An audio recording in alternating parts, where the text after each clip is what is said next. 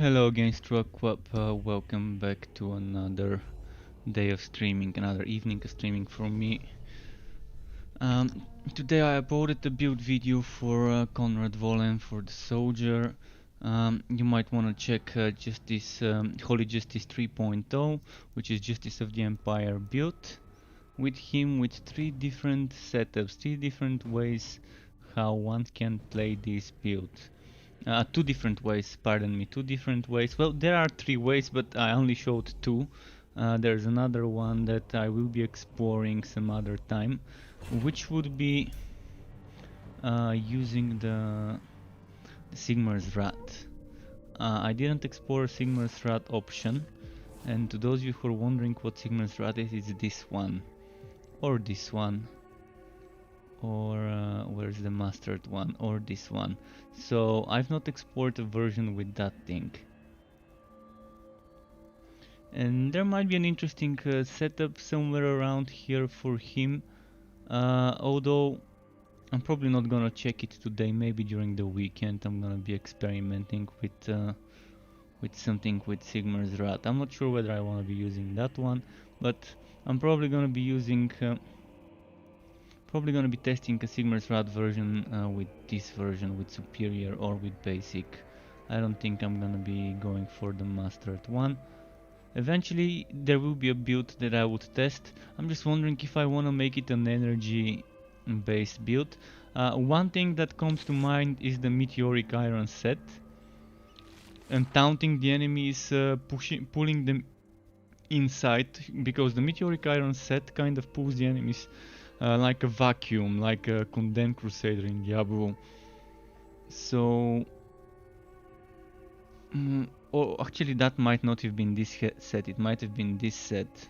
Oh yeah, it's this one, the Blazing Sun. So that's the one I'm wondering if it would be nice to use the Sigmar's Wrath, because I'm gonna be pulling the enemies closer together, vacuuming them, and then the Sigmar's Wrath might be attacking those enemies.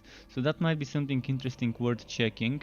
In fact, you can see this one is already configured in a way for something like that, but that was an old setup. That was a very old setup from before some of the changes that were made. If I were to do something now, I'm probably gonna and do something slightly different, something like maybe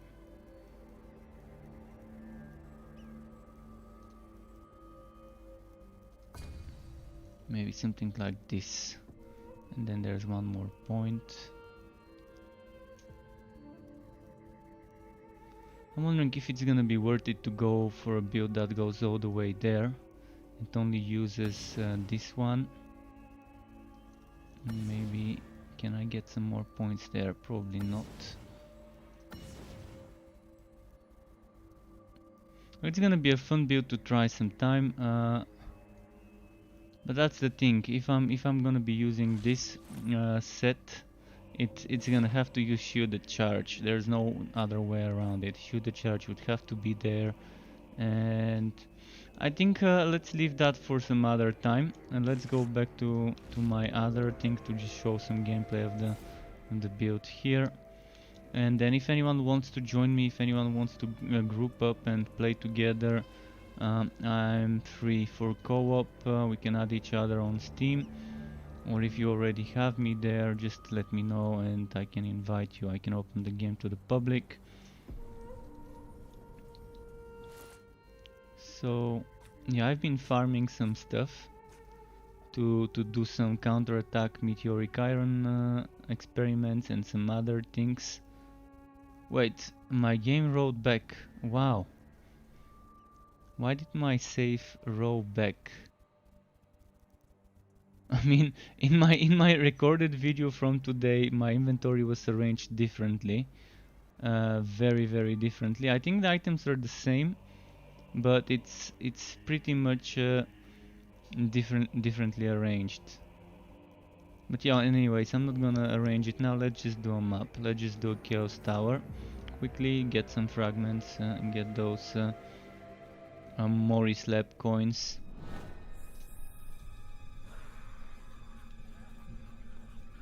And let's just group them up. Oh, this is Q enemies. This is the best I can get on the tower.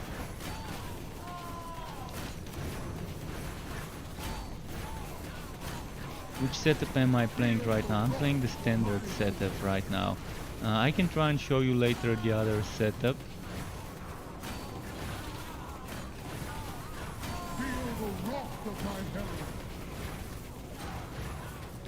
Both setups are definitely kind of equal, I think, in power.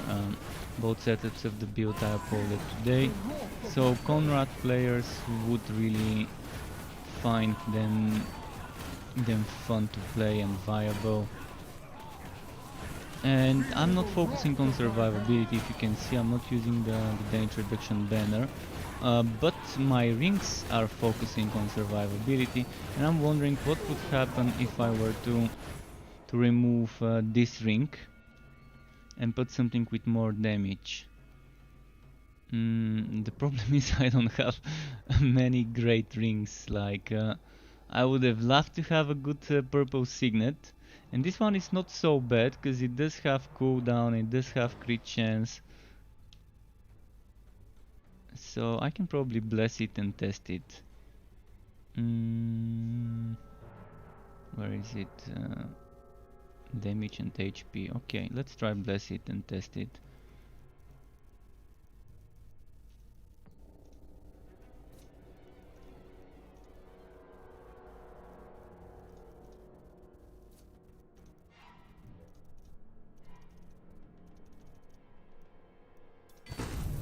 I want to test how much I can push the damage if I were to get more. I'm gonna keep this as damage reduction, but let's see how far I can push it now. This would give me 50% and another 40%, so that should be like 90% increase to the damage just by doing this little change. But of course I'm losing a lot of HP and I'm losing some damage reduction, so that's a pretty risky move that I'm doing there. But I want to test it. I want to test how strong it will be with that little change, little tweak. Okay, Q enemies again, so perfect. See, I'm taking more damage now. Oh wow, oh wow, I'm dying. Or maybe not. I want to see if I can push the damage past 30 million. This is the thing I'm gonna try and see if we can do. I don't have my maximum stacks of Blade of Vengeance. In fact, right now it's at 1 stack. I got it to 7, but then the stack disappeared. I'm gonna have to do a regular map just to see if I can get the damage high enough.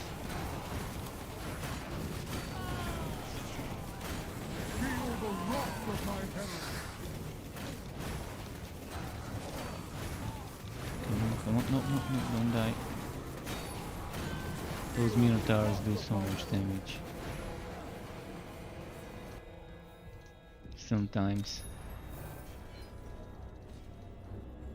Alright, let's do a regular map. I can always change the ring in the middle of the map if I end up getting my ass handed to me. So let's do it. Oh no, not this. I say corn.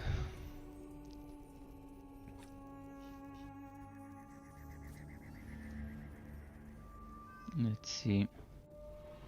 I just wanted to see how much that extra 40 plus 50% damage gain would do for the build, damage wise. The thing is, I'm gonna have to get some monsters. I probably should have done Chaos 10 to make sure that enemies don't get killed too easily and too quickly, and that my Blade of Vengeance stacks would be up. But on Chaos 10 I would have been getting killed easily too, so even here I'm getting close to dying just from a couple of hits. But that's the more offensive setup with the rings. I think it's gonna be great if I get this ring that gives you 50% damage reduction, but you keep losing energy. I think that's gonna be nice to try, but I've not gotten this ring a single time so far on Conrad. I've gotten it on the other heroes, but not on Conrad. You can see I'm getting close to dying a few times already.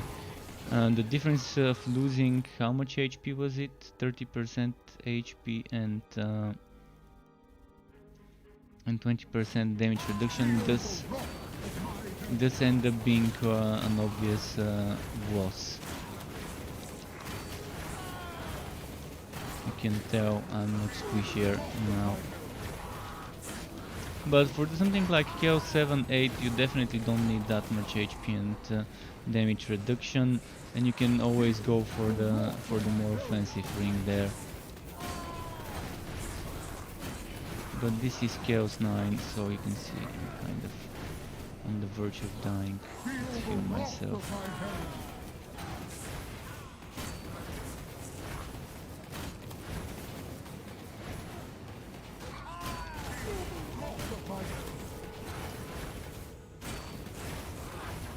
Another elite there.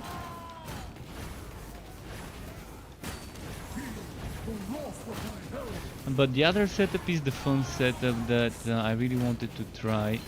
The one with the Sigmar's Herald with 3 god skills and taunting enemies and an aura for party players. Oh, fuck.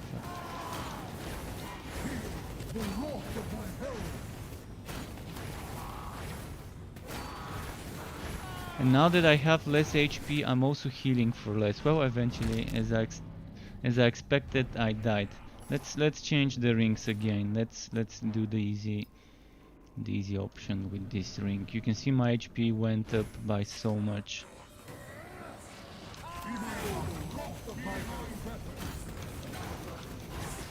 And then there's the damage reduction as well. And the difference in the damage wasn't that big, honestly. Definitely not that big.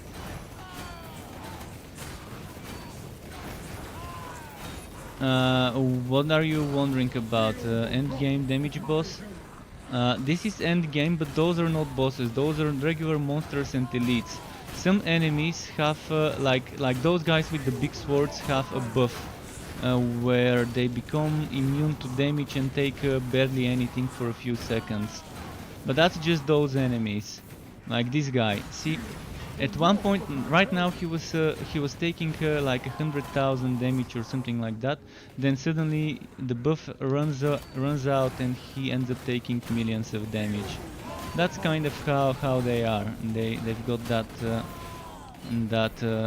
damage reduction buff or whatever it's called. I'm not sure what it's called officially, but let's say it's a damage reduction buff that the enemy can cast on himself.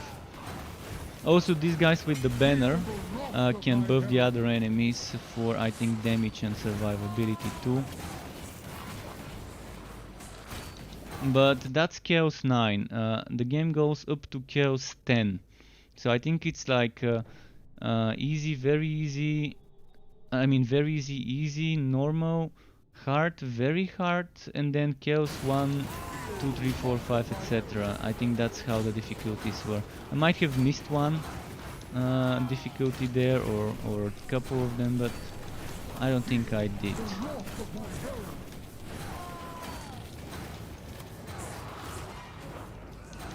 See, he just buffed himself. This guy.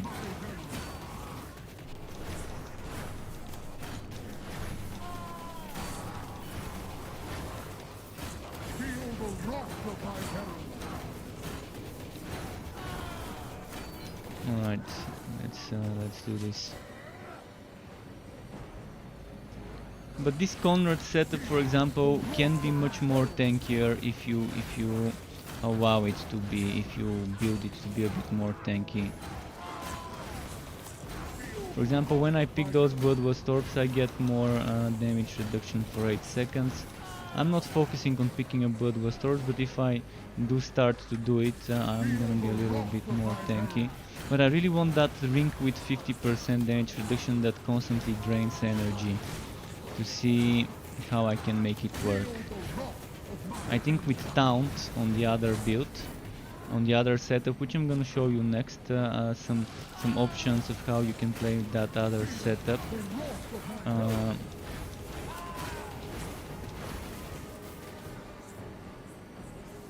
Okay, let's just do this here. There's also a banner. I can get a banner for 30% damage reduction. Right now I'm using a banner with cooldown reduction and damage bonus.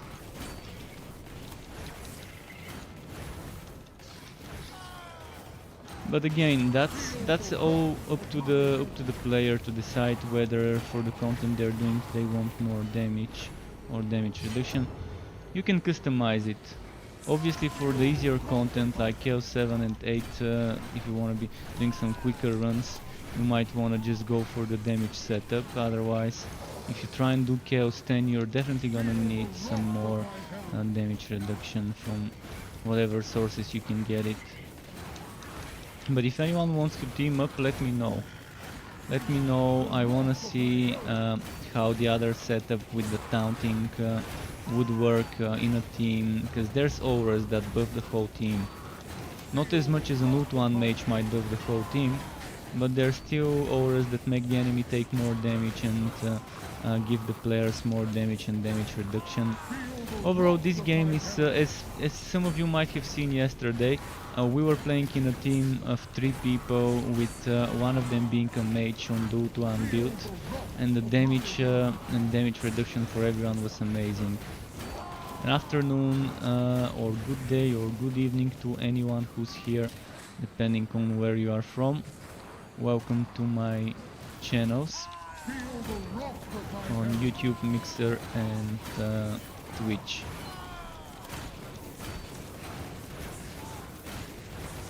So Conrad is the hero I don't play that often. It's just that I enjoy playing some of the other heroes a bit more, but he's a fun hero still. He still can offer some good fun times to people who choose him as their character.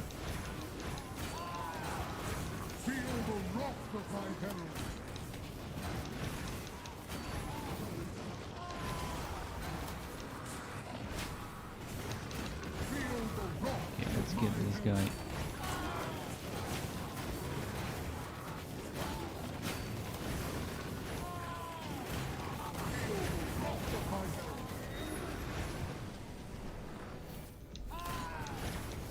Alright, this one's done. So this one was a boss. End of map boss. One of the 2 difficult bosses.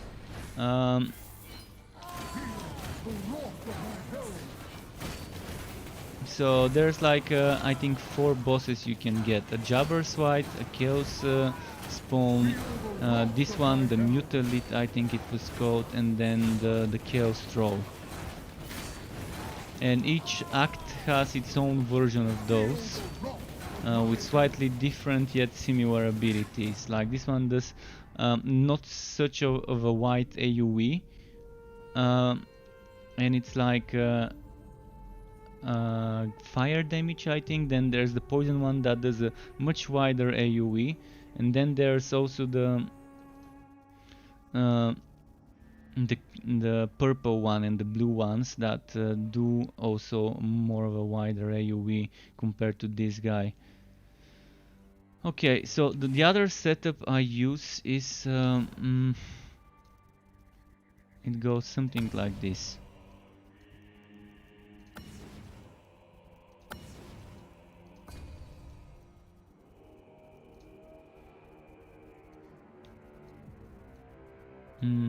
Wait, I'm forgetting something somewhere.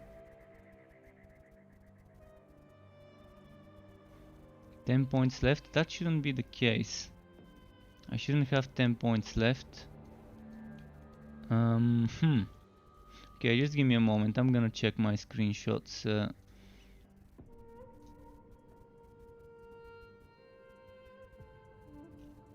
I made screenshots in case I forget exactly what it was. It's a new setup. I came up with this setup today. Like, I was gonna make the build video and then I was like, wait, instead of making the build video for just one setup, why not come up with a second one?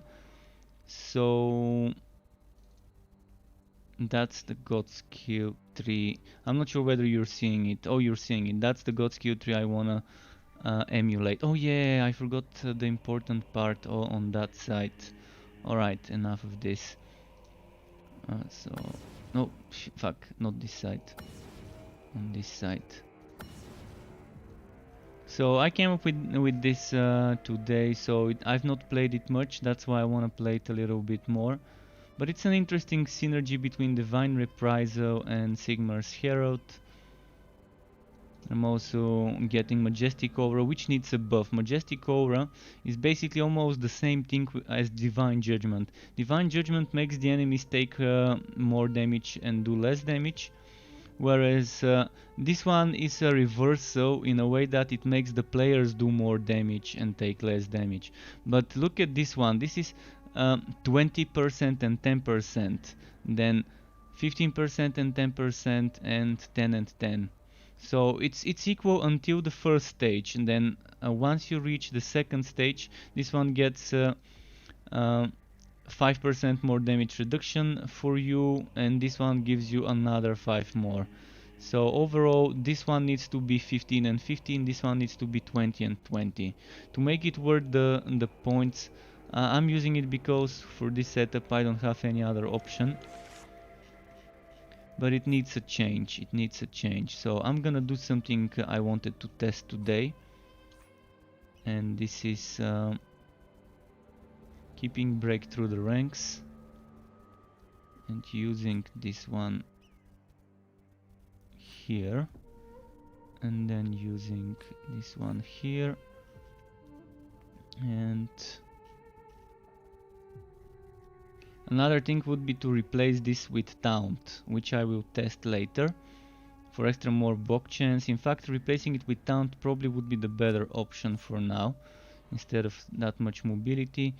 So we're using this and this, and here we are putting Reprisal, Indestructible, and then we still have 4 points, which we don't have anything to do with. So yeah, one option would be using Shielded Charge for mobility, another option Taunt, and another option Break Through the Ranks for mobility. Let's do Tower of Chaos for warm-up, as I normally do.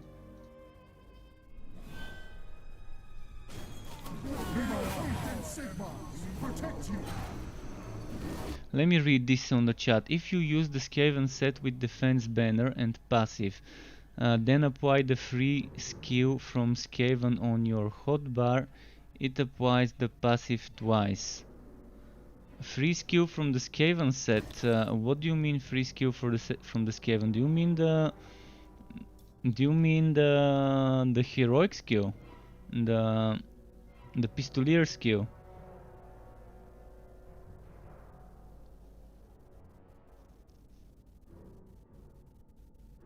I did Pistolier yesterday. With the Pistolier set I could do 160 million damage in a team. The only one that had damage close to this was Bragi. With Bragi in a team I could do 160, 170 million.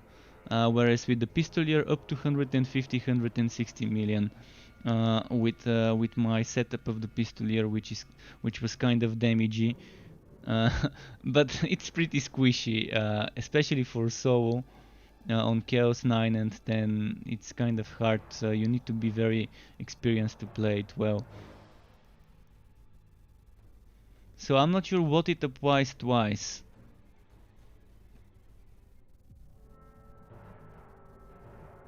Applying the passive twice. You mean this passive, Herald of the Empire Mastered?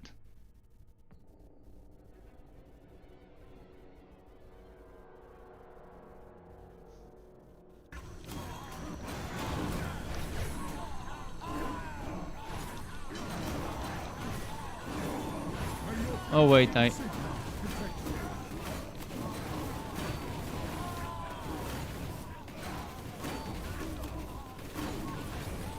I'm getting used to this placement of the skills. It's kind of weird. It's kind of a very weird placement of the skills, but it does work.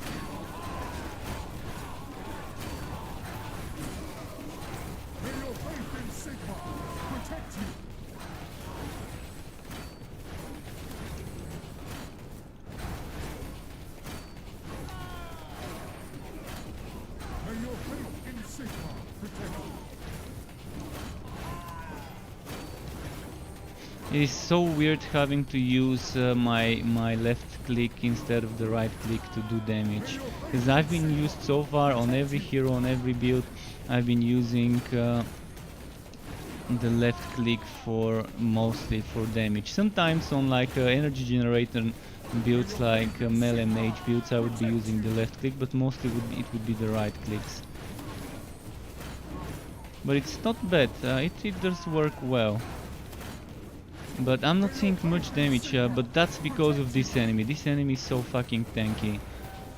Those guys, the knights.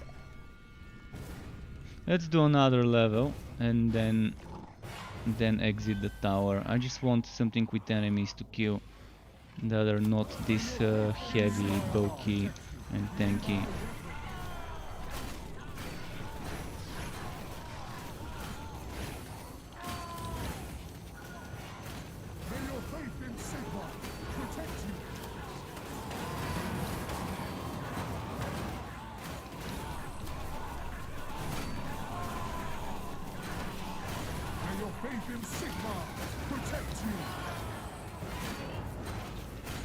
Okay. Keep forgetting to taunt as well to get more blocks and stuff.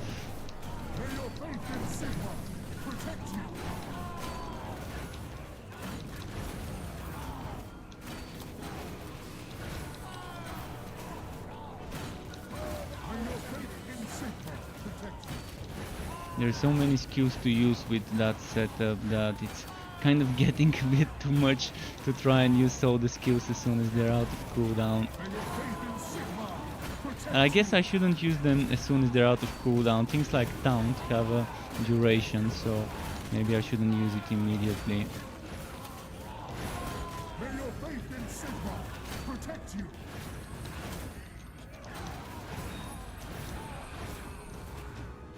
Alright, let's collect.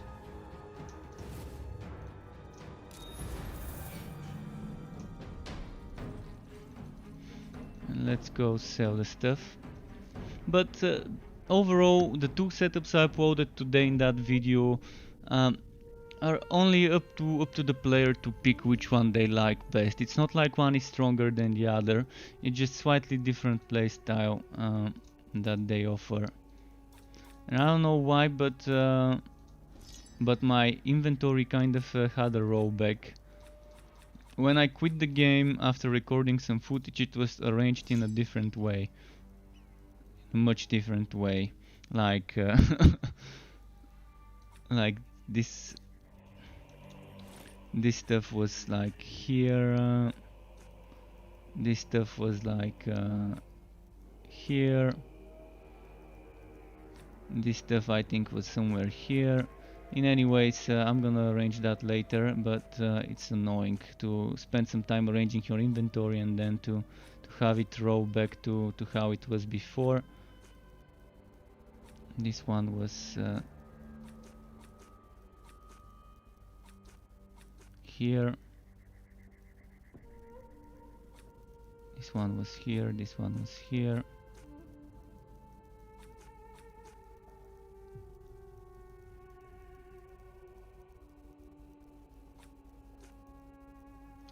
Okay, so for the Skaven Killer you said there's something about... oh, there we go, I had a purple signet, I didn't realize I had a green one. So you said about using the banner and getting the passive twice. If you use Skaven set with defense banner... Which defense banner are you talking about? Let's try this one. And passive, then apply the free skill from the Skaven on your hotbar. It applies the passive twice.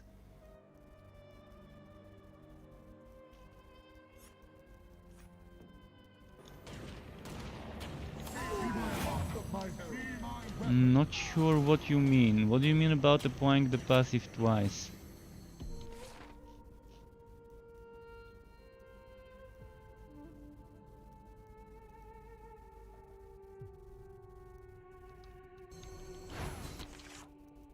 Oh, I don't have the passive. Just a second. Let's try it again.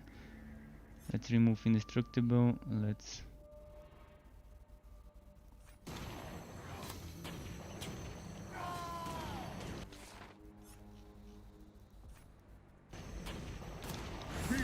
Yeah, I can't get it to apply this twice.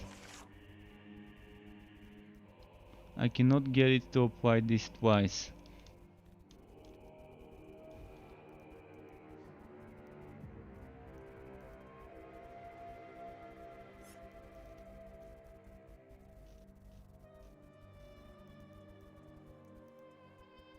Not sure how you were doing it, but I couldn't get it to apply the banner twice.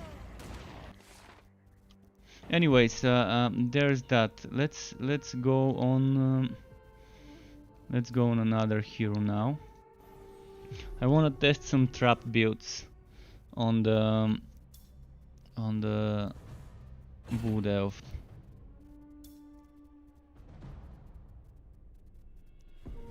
I want to finally test the Eternity set builds. So first of all, let's make the God's Q3. I think I've already made the God's Q3, honestly. What I do need is counter-attack Eternity items, and I do have them already farmed. Finally, I got the final piece I needed yesterday. Or maybe I haven't. I just need leg armor. But even without the leg armor, I've got 4 pieces. At least one of them would be worth it. At least one of them. So let's equip 1, 2, 3, 4 pieces of equipment. And then let's bless them. But I'm gonna need some changes. I'm gonna need some changes here, such as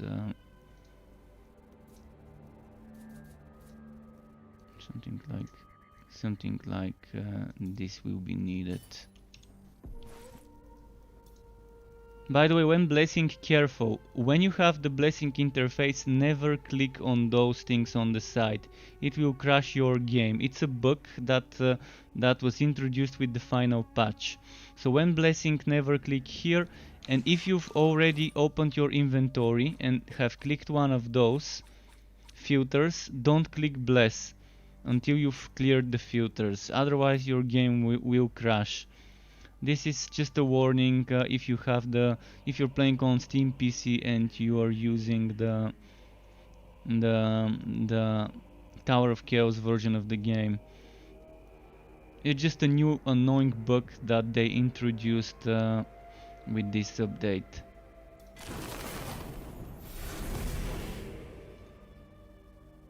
I know what's causing it, so just warning you.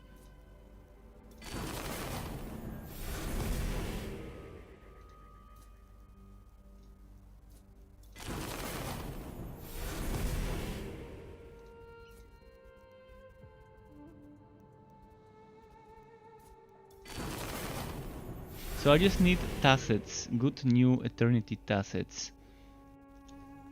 Let me quickly compare my old gauntlet. I'm getting more damage with this one, I'm getting crit damage which I didn't have, and I'm getting more HP.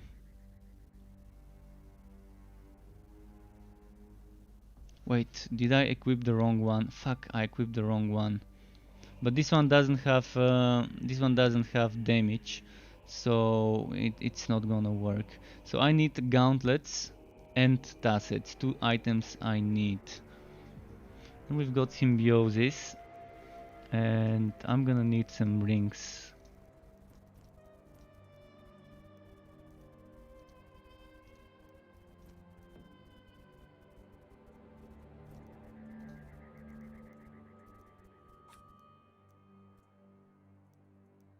This one is with counter-attack damage. I'm gonna be testing stuff. This one is with counter-attack damage. Those I will not touch them because I use them on builds, but quickly something I wanna test would be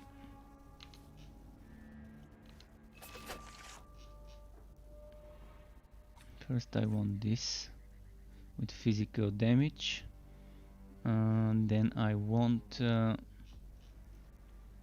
ambush, and then I'm missing something here. I think the trap skill. Oh, I'm missing this one. That's what I'm missing. I really hope they would rework this, cause it's such a fucking boring heroic skill. You're leaving trap behind when you dodge roll, and it's where you started dodging, not where you end up dodging. And overall, it's so hard because this is forcing you to stay right next to the boss. So let's say the boss is here. What I have to do all the time is this, this, this, this, and in between to be doing traps.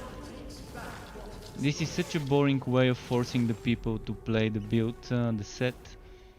Okay, let's see what else I want in my build. I want more counter-attack damage here. And then I want, I've got 2 more points. Maybe crit damage, maybe...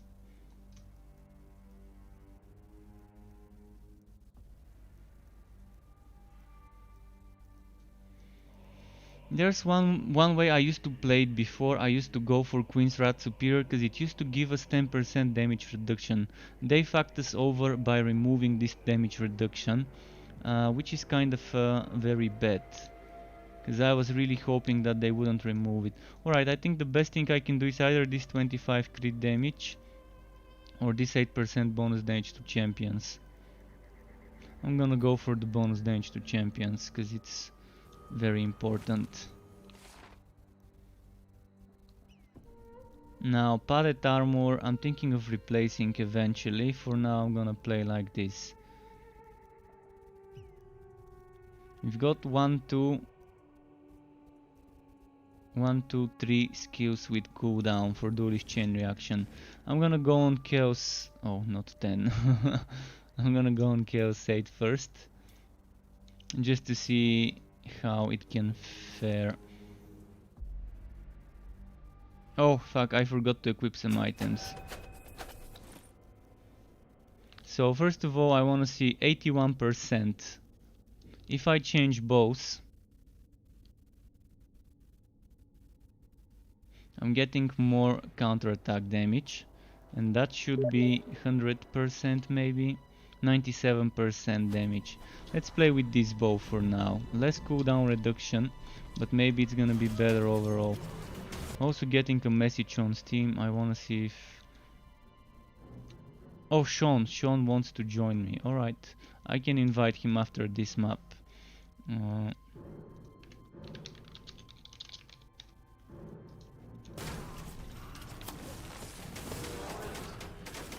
So yeah, this build is kind of definitely far from a meta setup, but it's not so bad. It's becoming stronger now. Now with the changes they've done to the God skill tree, the build can be stronger than before, and it's not so bad. It's just weird to play it. It's not everyone's build, but that's one of my favorite sets is a mechanic. I just wish that it didn't work exactly as it does. But I love playing trap builds on many games. I love playing heroes with traps. I just wish this one didn't work exactly the way it does, but slightly different. And I wish this dagger had swinging daggers around this axis, close to you, and then another on the other axis. It could be still 2 daggers, just not in the same distance from you, both of them, or it could be 4 daggers spinning. In any case, that's the physical dagger, the one that most likely you would be using with this set if you're going for a physical build with the ambush.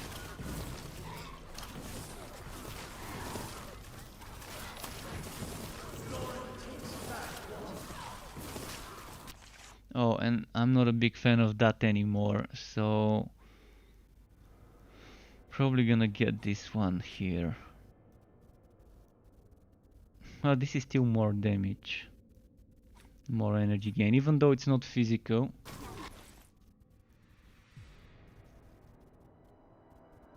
Traps deal more damage to enemies with high health, so that means on bosses and champions is when we're gonna be seeing better results.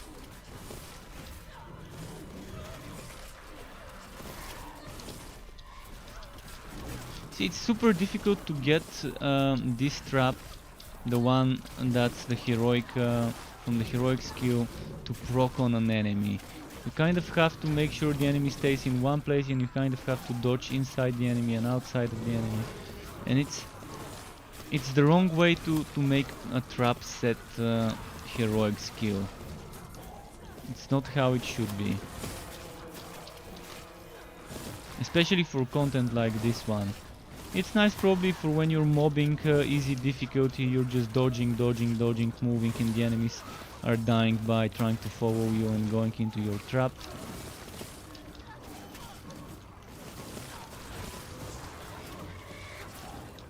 You can see the damage is nowhere near as good as some of the other builds on Elessa that I've tried and shown people. So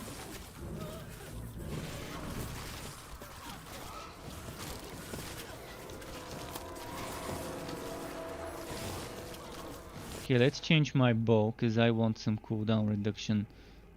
I mean...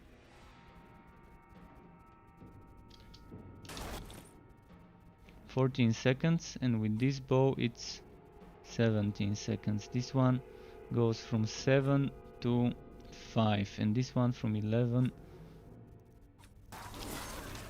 between 11 and 13, okay.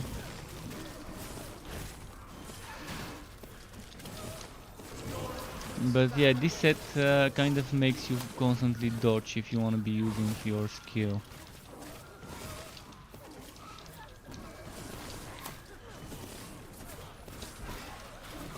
So Eternity set still seems to be the weak link. The one that doesn't work that well. I mean, I can easily make it strong if I were to use this thing. This thing would make the build slightly stronger. But then I'm not gonna be using trap. And that just makes the whole set kind of pointless if I'm focusing on other stuff. I'm gonna be trying different setups as well. Over the course of me testing Eternity. For now I think I need to get some more counter attack items, but even then I don't see this becoming something as fun to play and as viable as the everlasting the Star White and the Queen sets.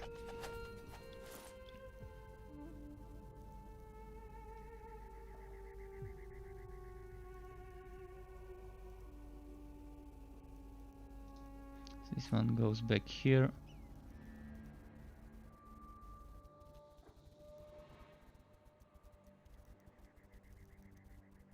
And let's change back to something different. So yeah, I'm not gonna play on this for now. Maybe later. Then let's invite Sean in the meantime. Online game, create public game. Oh fuck, not this character, fuck. We really need to be able to change character while inside of the game.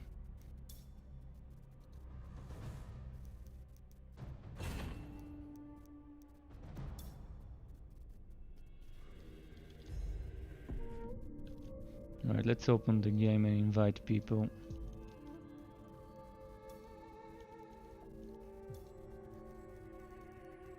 So if anyone else wants to join, let me know, I can invite you.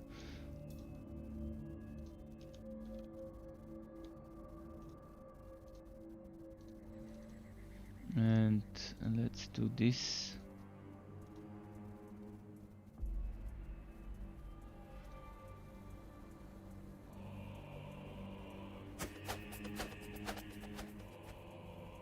Hi Sean. So yeah, folks, Sean is here with me. You can't hear him, but he's with me on Discord. So if you're wondering who I'm talking to sometimes, it will be him. What am I on now? I'm on War Master. I don't want to be on War Master. I want to be on the Impetuous one maybe. Actually, if we're playing together, I'd rather play on Ult 1. Because it's the one for team play. So, what am I missing? My Phantom Blade. Let's do some fun stuff. Let's do a quick Tower of Chaos and then...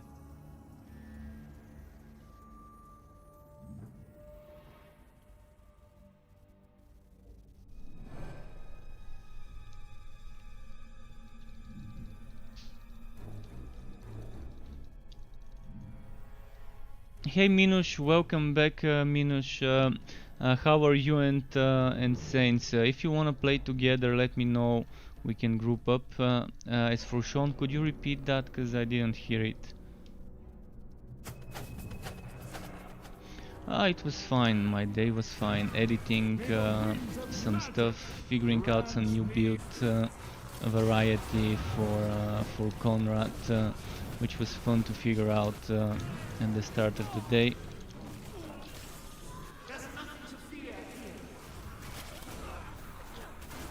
May the winds of magic grant me.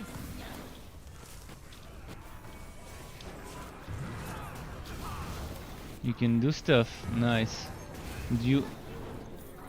How much is your damage? Did you get some green items?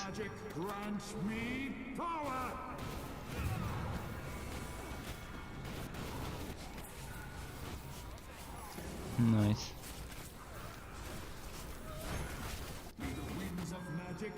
Yeah, you still need the Executor Dagger, and that's gonna be the hard part to get, I think. A good Executor's Dagger. Well, Alessa is fragile in general, she's squishy. In order to get Alessa tanky, you need to be using that ring with 50% damage reduction. That drains your energy, and even then that's not guaranteed that you're gonna have a lot of survivability.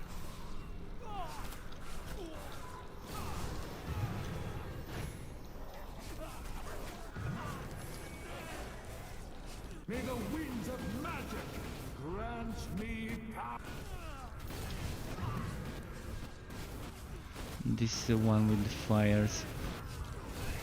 Takes a while to get them to come next to the fire, so we can get the kill count. Alright, this one's done. Let's do the next one. May the winds of magic grant me power. Yeah, it says kill enemies next to the fires. 2 minutes 20. It's written, yeah. It's not like it isn't. It took me a while. The first time I played on this map, I was wondering what's happening. Why isn't the map ending? How many do I have to kill? And then I was like, oh, okay, there's fires, and I need to kill them next to the fires. Okay. And that was on day 1 of this patch, when I was still figuring out the Tower of Chaos stuff. Now let's res you.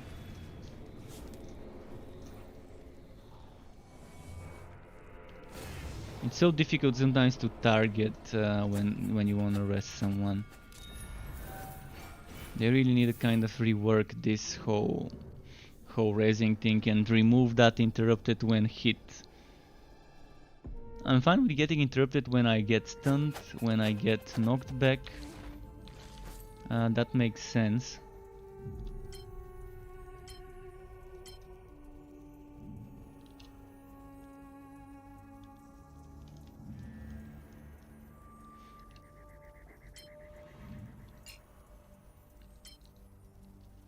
You have 200,000 damage. Nice. Now you just need the Executor's Dagger. And even a red dagger would be better than using another one. But you need executors for the poison build. The way you're playing it should be, if you're using my build, you want the executors, because you should be stacking HP regeneration, and HP regeneration gives you damage with the executors. And dashing daggers is physical damage, and you're on a poison build, so it just doesn't go that well. So if you find the red executor's dagger, use it. If it's good, if it's of course with crit chance and damage and HP and maybe cooldown reduction, things like that. Okay, let's do a map now. Let's see how.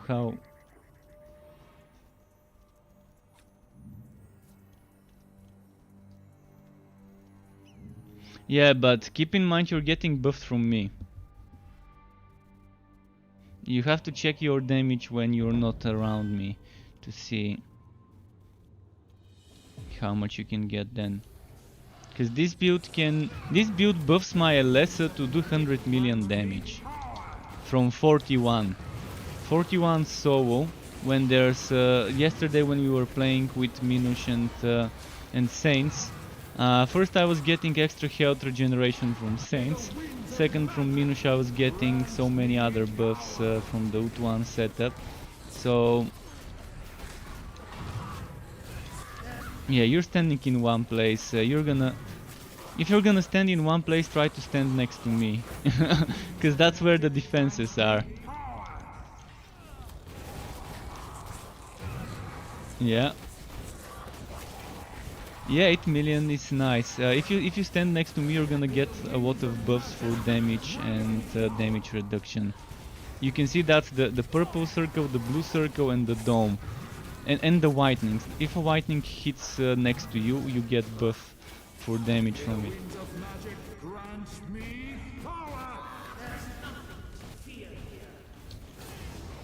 But with Alessa on this set, you wanna be either moving all the time, dodging all the time, because otherwise this happens, or you wanna stand next to me, where you get buffed for survivability and damage. When I'm playing on the mage, on this build. Actually, when I'm playing on the mage on most builds, you might want to do that, because I play with buffy items.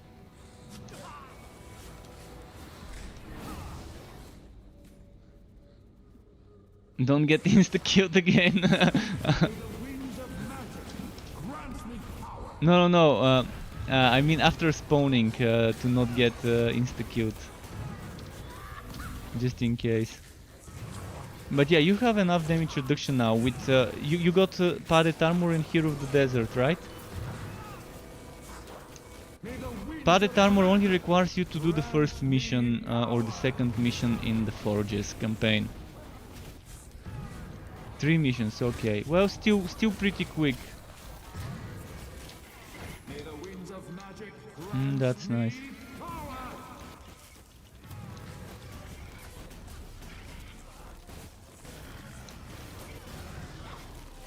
Yeah, those Chaosbane can be annoying. And by the way, if you guys notice how I play this class, when I'm soloing, for example, I try to keep the streak going.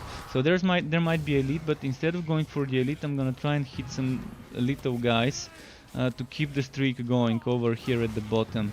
So I'm trying to make sure that I don't lose the streak, because that makes the runs fill up quicker. If you lose the streak, well, you have to get it back up.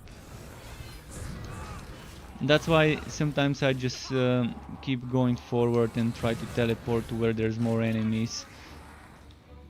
Even one kill might help keep the streak going.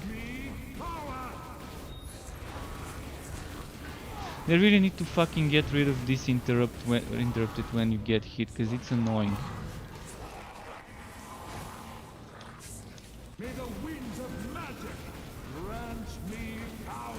Did I get you? Oh, okay, finally.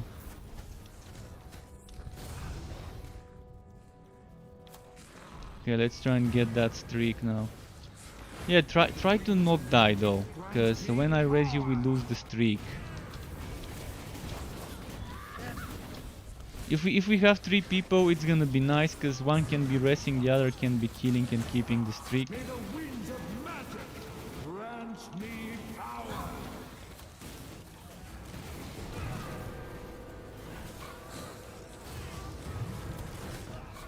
Sometimes enemies can one-shot you from afar, like this big guy, the Chaosbane. He can be charging an attack on me, and you can be behind me and not see it, and then you get hit by that attack, which is a linear AoE in a straight line.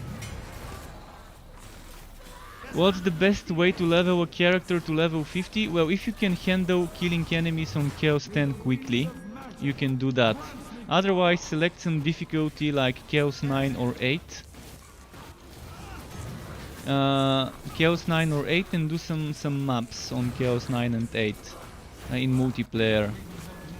That's how I power level people. If you have a new character, I can power level you. You just join my game. We've got 2 slots, and we can just power level anyone. You're probably gonna be staying dead at the entrance until you get to 50 and get geared up, but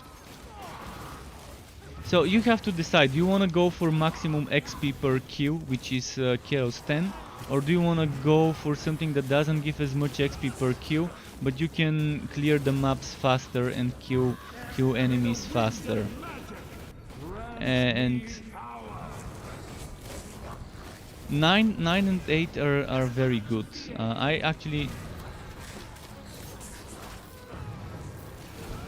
I think with 9 and 10 you don't need that much more, like it's not gonna be that big of a difference time-wise compared to Chaos 10, because you're gonna be doing the maps quicker, and eventually it's probably even better to do Chaos 8 or 9. It depends on the person who's power leveling you. If you're doing it solo, the best way to do it is to do the story on Tomb Kings, to do the story on the what's it called, the forges, and then to start doing some endgame content gradually. It depends on the hero.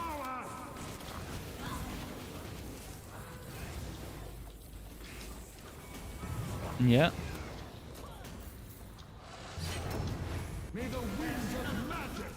Well, it's different, countries pronounce it differently, you know. Like, British and American pronunciation can be different.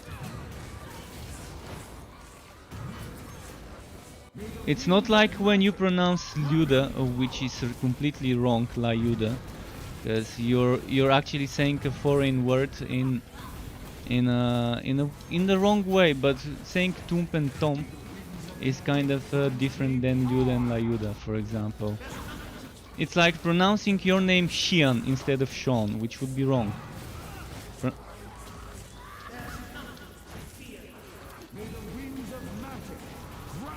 But that's more convenient. Like, Americans don't know how to pronounce a Russian word. Luda is a Russian word. Actually, it's Ludi, which is the Russian word, which is probably where most of the names of the Vladov guns in Borderlands originate from, some sort of Russian words.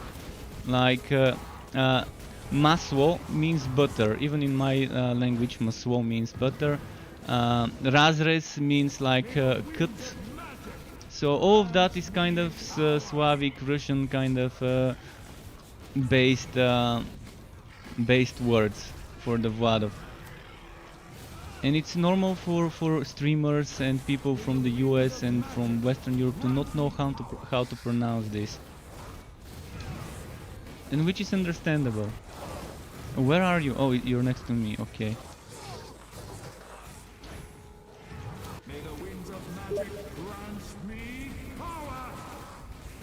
Ooh, something called what?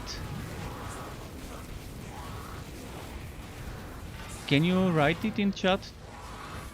In game chat? No. Write it the way you think it's written, like, because I can't hear what you're saying. The way you think it's pronounced with Latin letters. Because I'm not sure what exactly you're saying.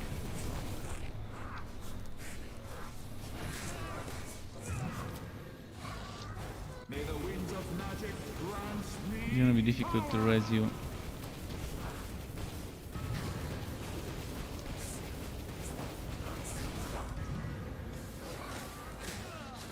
Oh, you're writing in the Discord. Well, shit, they're not letting me res you, fucking enemies. And this targeting, I can't fucking target. They really need to fix this, because it's fucking pissing me off, the whole resurrection system in the game. I can't target my ally most of the time.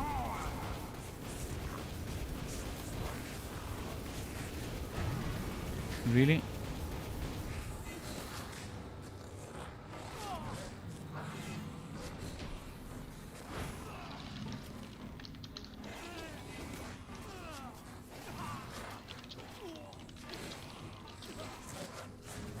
I was just typing in chat.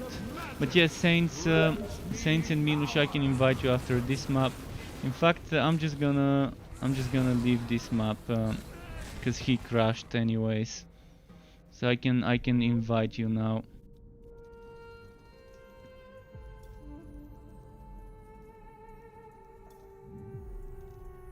So let's try to invite them. Just a second. Here. Invite to lobby, and you said you typed it in this. Pastet? That's pastet with s instead of sh. But how do you even know how to write in Cyrillic? Like, oh, you googled it. That's pate. You know that means pate. When you make like pate from. Oh, okay.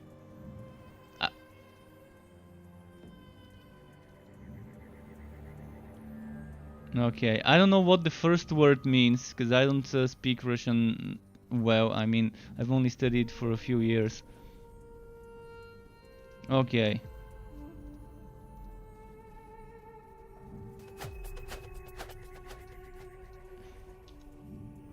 Okay.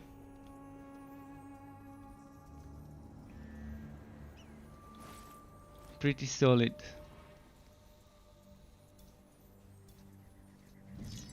Okay. Yeah.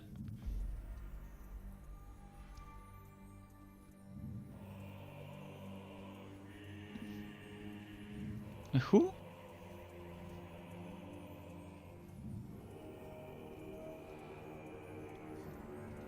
Okay.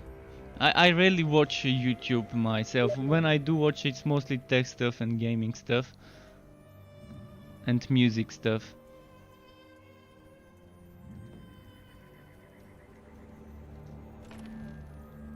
Mm-hmm. Mm-hmm.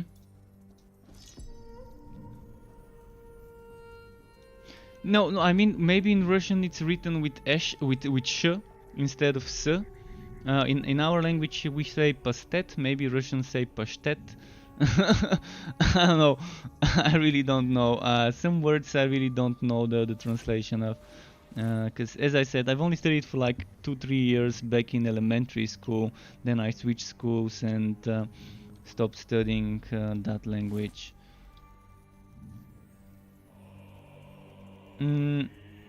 What have we here?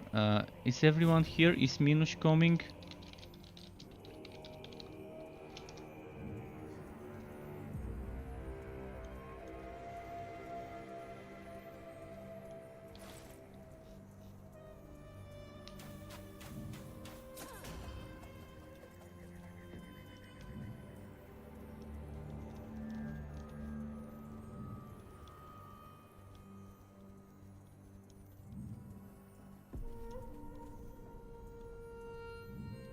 She can join when he invites. Alright, that's weird.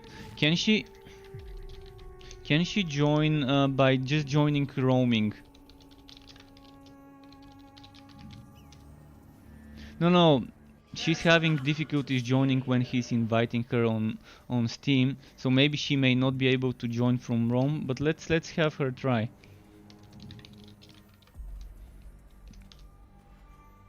Yeah, but for some people it's buggy.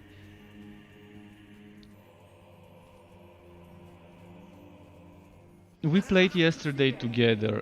Yesterday the same thing was happening at first, then eventually it stopped happening, which is weird. I think the whole Steam handling the parties and stuff might be kind of glitchy. The netcode might need some fixing.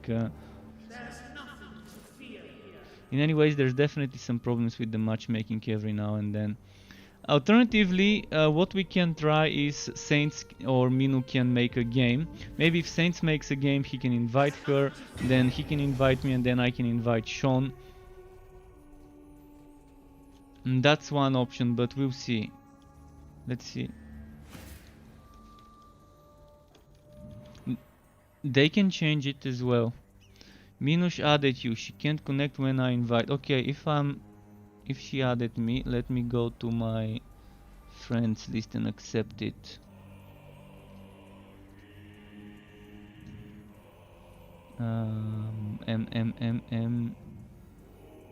Now I need to. Sometimes when I add someone to my friends list, they don't appear immediately. And friends, let's see.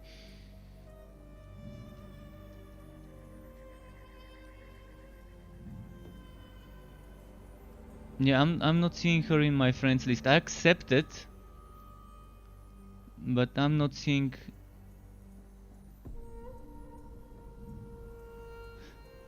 No, this happens every time. Every time I add someone to my friends list on Steam, it takes a while for them to appear.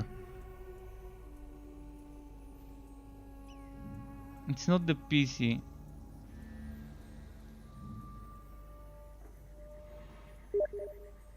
On Minecraft, see, now I see her. She sent me a message and now I see her.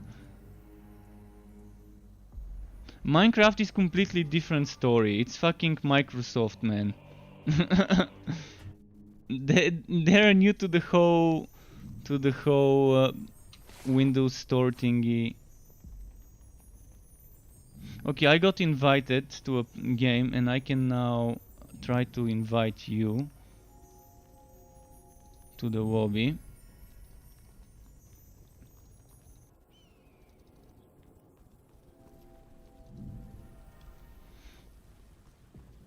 But with Minecraft, I really have no idea why this thing is happening. I could try reinstalling the game, but fuck it. I mean, it's broken shit. They need to fix their matchmaking so I can invite people from within the game, rather than just the stupid app. This whole maps is just so bad. This whole Microsoft Xbox console companion shit. I wish the game didn't force me to use that. It didn't let you join. See, now you're unable to join. Mostly it's happening maybe when people are far away from each other, or I don't know. I'm gonna try and invite you again. See, I'm not the host this time.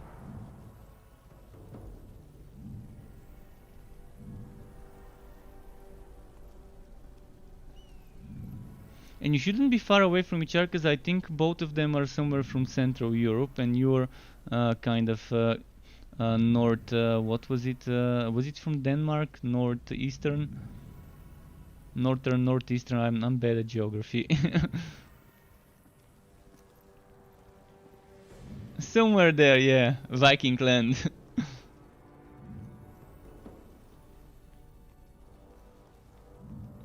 The Grim Sites, thank you for subbing to my YouTube channel.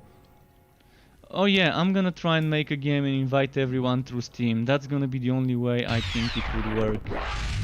That's the only way I think it would work.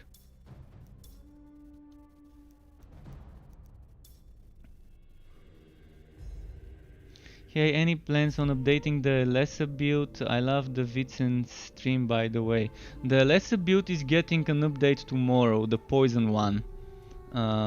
The Poison and Lesser build is coming tomorrow, and after tomorrow I'm gonna be pumping more videos for everyone, but tomorrow will be the 5th day since I started updating videos, which means 5 heroes, 1 build for everyone. Eventually I'm gonna be making more.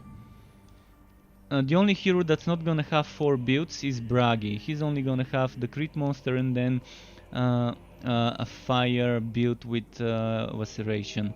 Everyone else is getting 4 builds, 1 for each set.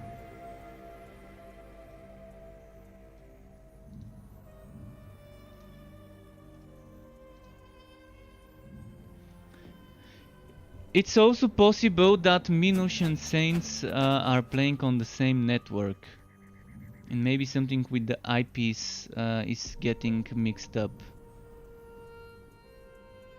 Because if they're in the same household, maybe something happens with the IPs. Yeah, I know. I invited them. They're here. It's working when I'm the host. Let's do a quick Tower of Chaos. Actually, no. They need power leveling, so no Tower of Chaos. Corn again. I'm gonna remove the heroes constantly bleed though. But well, they're gonna be dying. So whether I use heroes constantly bleed or demonic portals, I guess it doesn't matter. But I'm gonna try and do this and maybe this. Trying to make sure they won't be getting one shot all the time from pools of blood, from bleeding, from demonic portals. So we're not doing this map for the wood, just to get them to level up. Maybe we should have gone to Chaos 8, but Chaos 9 is fine, I guess.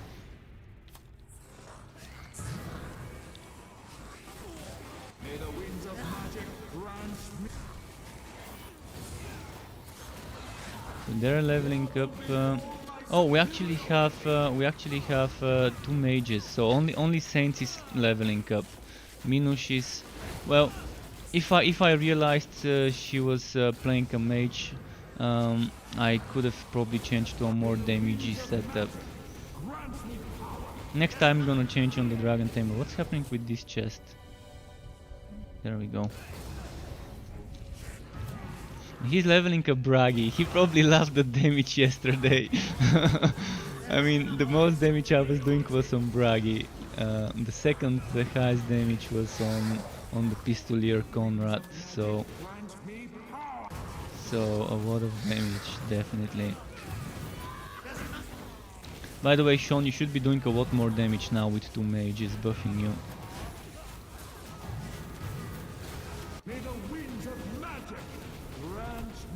And hope you did you find an executor? Because I'm not seeing the daggers flying around you.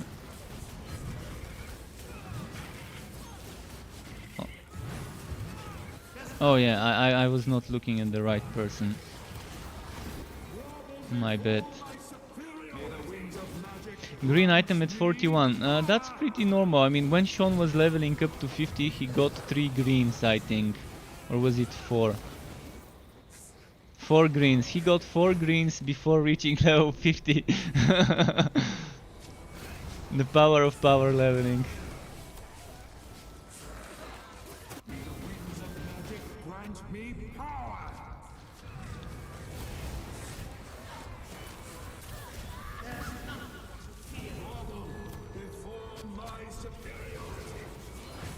If you want, say it. If you want to say, what was it? May the winds of magic grant me power and grovel before my superiority.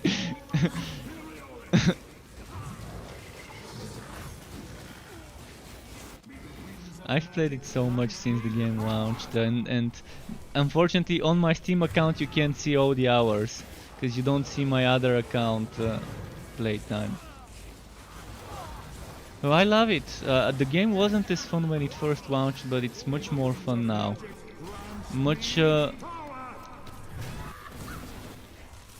more viability. Even the weaker builds got a little bit stronger, and the stronger builds got even stronger than they were.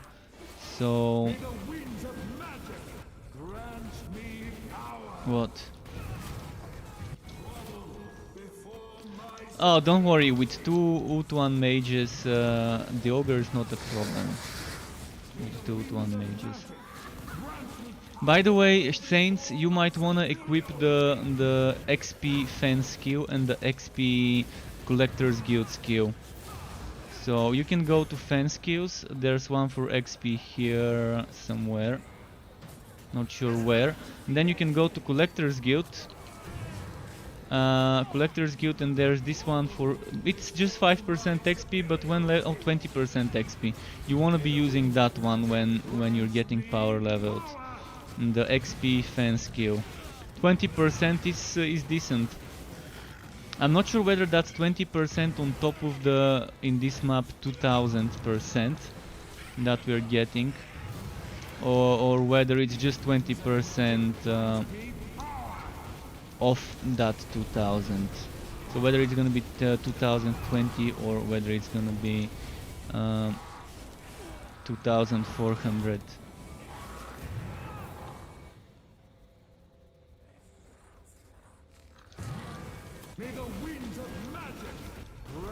It happens, I've missed greens too. It could be a green that he dropped. Is it for you?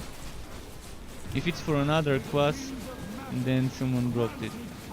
Well, then you didn't see it drop then.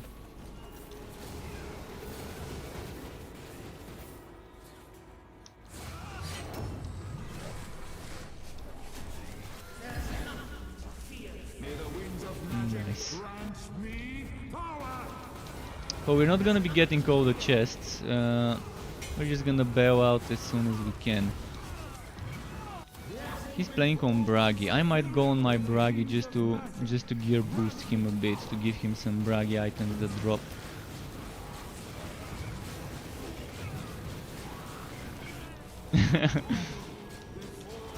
He needs one more level. By the end of this map he's gonna be boosted.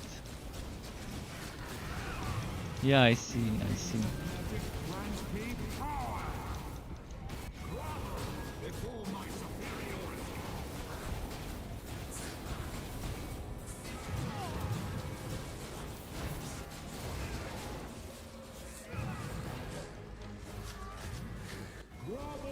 It's still okay, yeah. And each act becomes shorter and shorter. Like Act 1 seems longer than Act 2, which seems longer than Act 3, which seems longer than Act 4. And then Act 5 and 6 are pretty short, I think.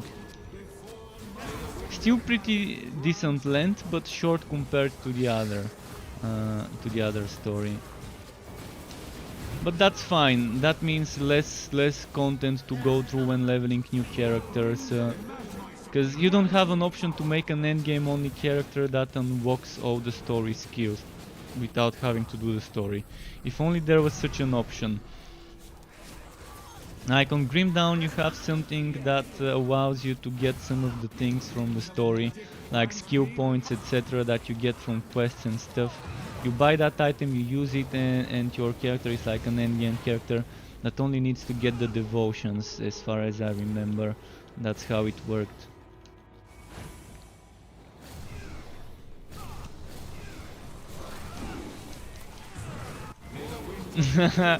Yeah, you only have... You can dodge roll all the time, and there's one passive that gives you 30% I think movement speed after dodge rolling for a few seconds. Of course you're not gonna be fast as a mage. Mages are the fastest in this game. Even Bragi is faster than Alessa. So only Kiwa and Conrad may be slower than Alessa. Yeah. You're 100. Oh, who died? Saints. Oh, he's max level now.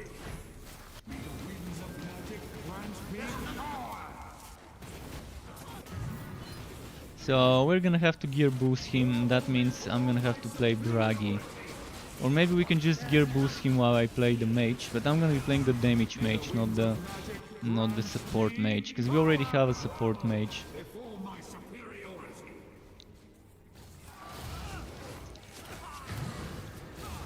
executors. Yeah, they're one of the hardest to get. I don't know why. It seems like it's the dagger that drops the least from all the daggers when I play. And I'm not the only person complaining from this. Other people have been saying those daggers barely drop as green ones. But even red ones are worth picking up. Yeah, the XP is nice. And unlike Diablo 3, here you do have a soft cap of the endless levels, and the skills are done differently. The things you get from Paragons in Diablo are different than what you get here. Here you get some procs, which are nice.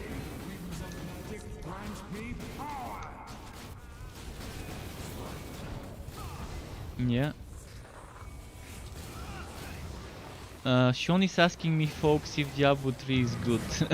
Well, yeah, it is, and at the same time isn't. Like, it's doing some things nice, some things are very well done, but it's currently in graveyard shift mode when it comes to new content. It's currently on wife support until Diablo 4 comes.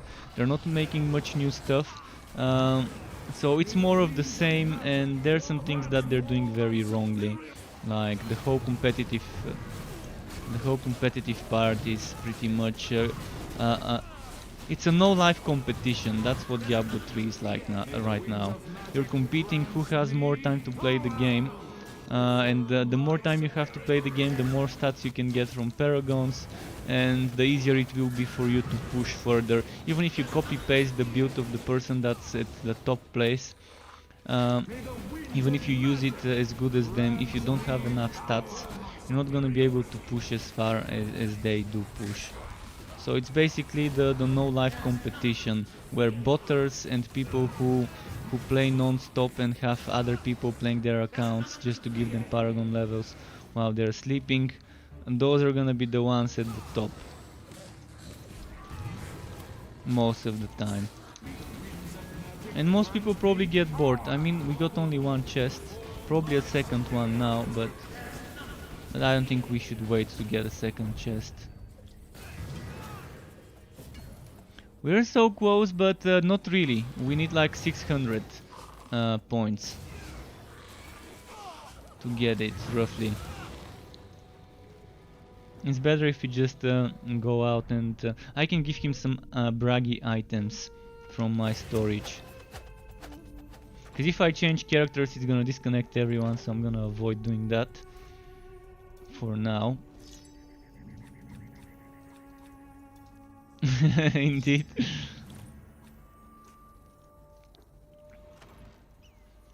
So, Everpeak's marks. Okay, I'm gonna get him some items. I've got 1, 2, 3, 4, 5 Grimnir helmets. I'm gonna pick the one with the most counter-attack damage. They're all legacy ones. You can see all of them are legacy helmets with not as much. Well, maybe I'd rather give him that one with the more cooldown. I'm gonna give him two. One with counter-attack and one with without it, but with more cooldown. And then let's see, we've got Everpeaks with... Let's give him the one with more HP. Neither of them gives counter-attack, so they're not that great.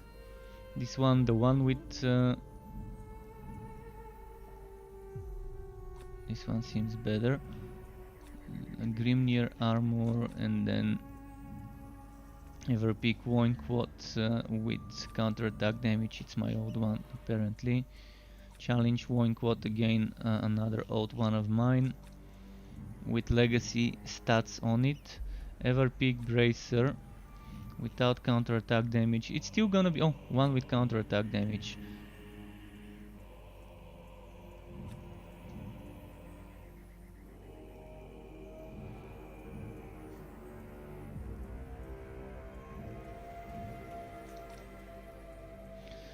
Everpeak Boots.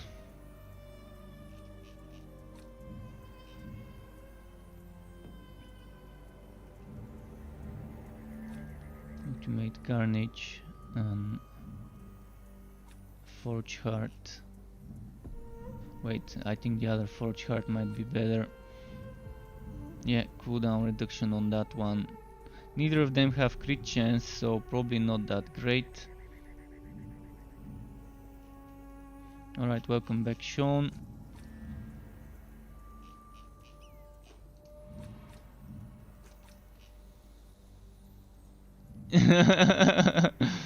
Fiery Ring of Tori, he might want that even though it's a bad one. Siegebreaker, bad one, but still might want it. Okay, there's some braggy items now.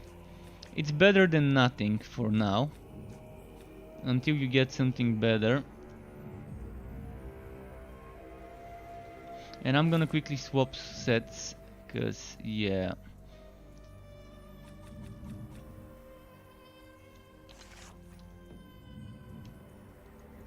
And I'm ready.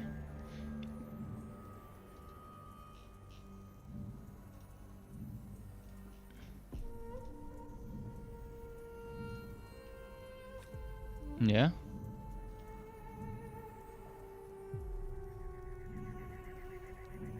Sean, tell me how many points in what you've got.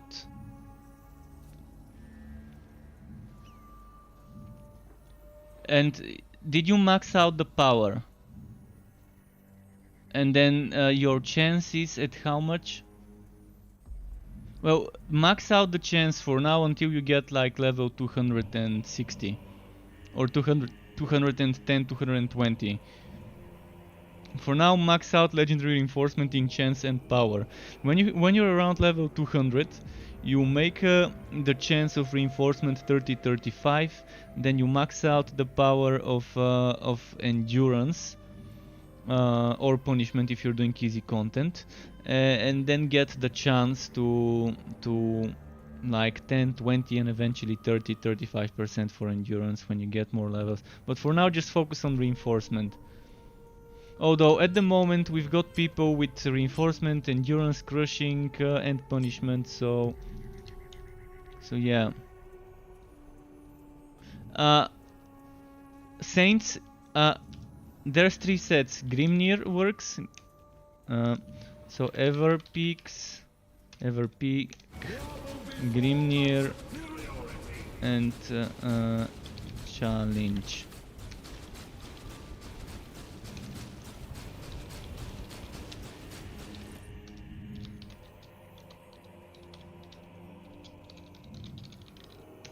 So I've got screenshots on my website about how to do the skills for each of the 3 sets, and the god skills are the same, just the skills are changing.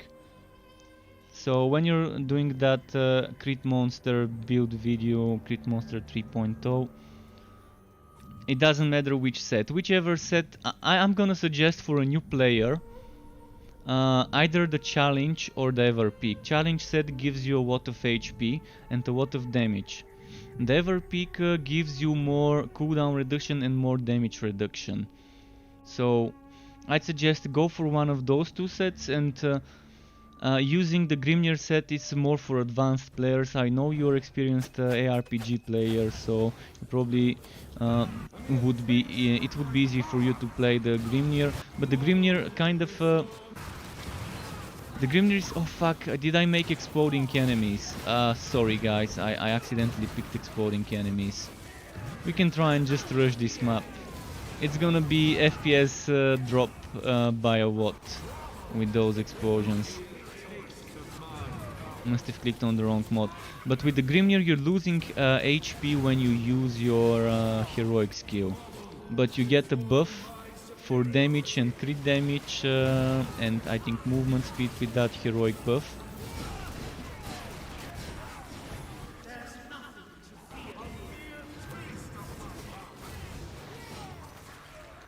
Yeah, we're just gonna speedrun this one, even if we don't get all chests. Just speedrun it so we can get rid of that that explosion stacking on those enemies. It's killing all of our FPS, I think. Are you noticing FPS drops, Sean, when the enemies are exploding, like 10-20 enemies at the same time? You're not noticing that? Well,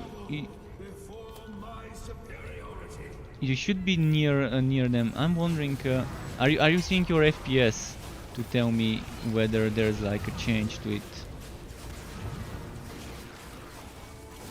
Okay. But what was the hotkey? Was it F11? F11? No, it's not F11. Shift F11? Like, I forgot what the hotkey was to show FPS. But I can tell you my FPS from VSync that's limited at 60 sometimes goes to 30-20 when I kill like 10-20 of those enemies at the same time with those explosions. Fuck it, don't worry about it, even if you can't see your FPS. We're coming. And they improved it. So it's a bit less waggy, but it's still waggy when there's this modifier.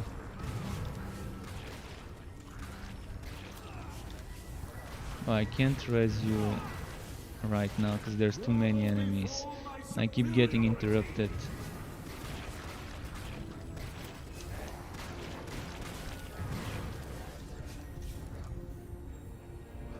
Alright, got you.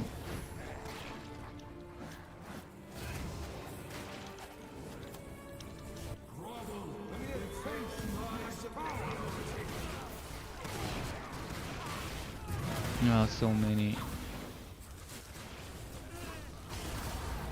How much? Is it close to 10 FPS or 5?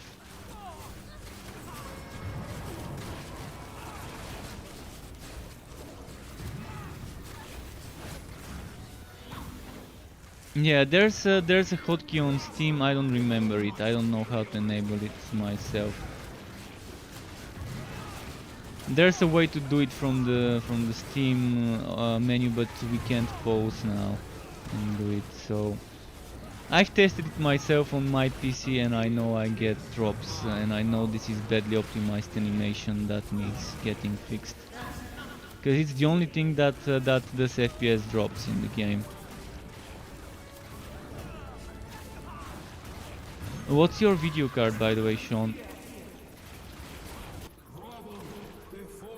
Is it new? Like, how many years? Mine is 4 years old. I don't remember when you got your PC. Yeah, but you still get it from a shop.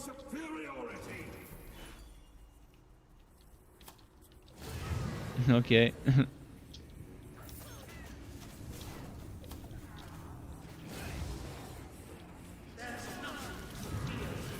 By the way, Minosh and Saints, are you getting FPS drops?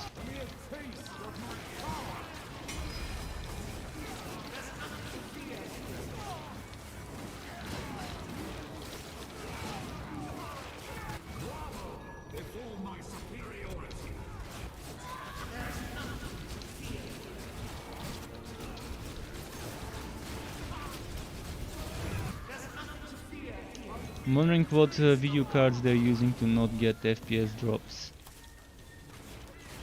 Because for me, even when I'm not streaming, it's still giving me.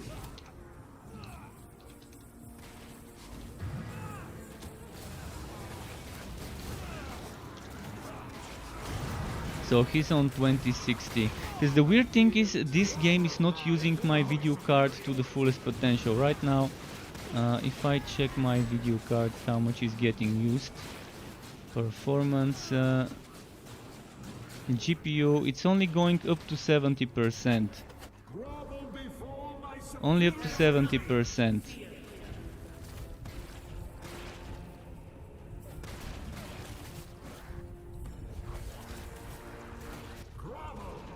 So it's only using, at the moment it's at 50% usage. So the game is increasing my GPU usage from 50% to 80-ish. So there's still more for the game to use. Still more for the game to use, but it's not using it, and the FPS is dropping by a lot. So definitely not well optimized if that's happening.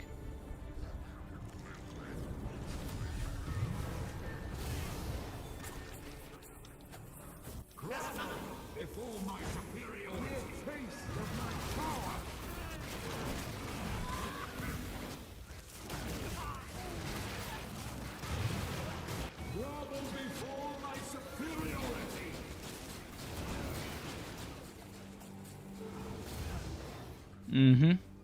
A lot of graveling. A lot of gravel. 2 mages, man.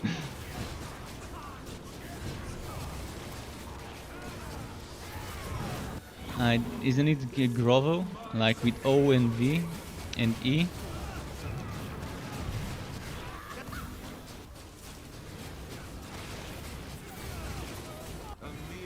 Maybe. So you're saying he's not using a verb, but a subject or whatever it's called.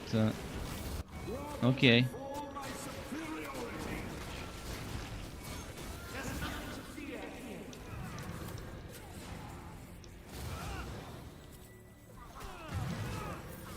Oh, exploding barrels.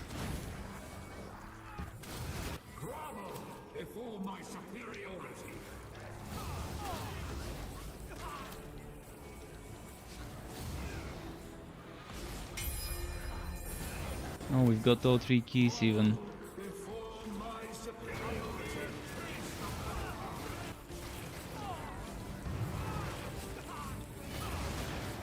Well, actually, let's kill the healer first.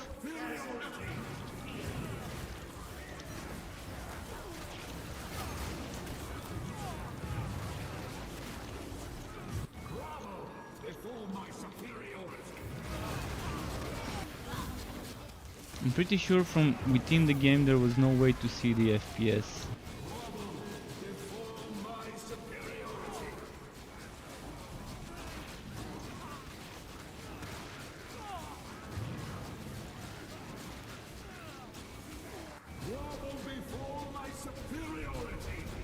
Yeah, no way to see it from here.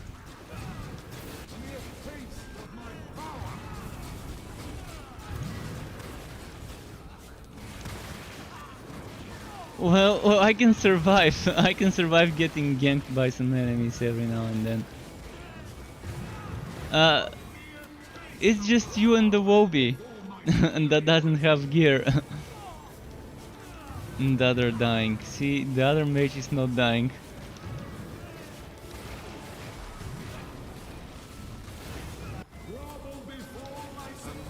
But yeah, it's not someone else's fault if someone dies, you know, in this game.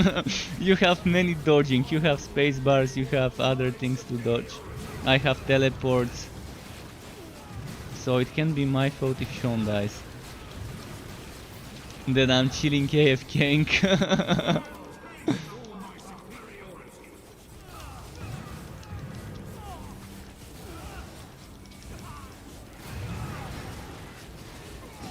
Resing would be hard, because they keep coming. Where is it? There we go. Pick it up. No, fuck.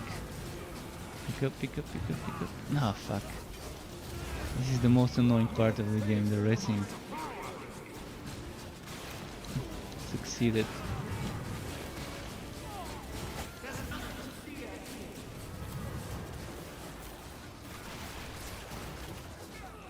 At least we're getting a lot of stuff here. Actually, let's keep moving, because they're not gonna stop spawning if we stand in one place.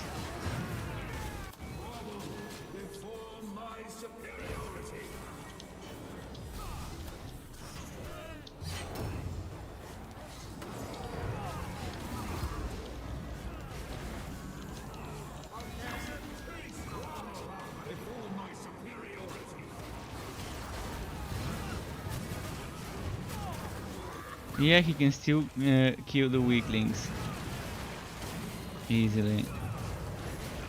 Although Conrad has a skill that prevents enemies from healing, by the way, Sacred Burning. The soldier has Sacred Burning, which prevents enemies from healing. Yeah, I can see.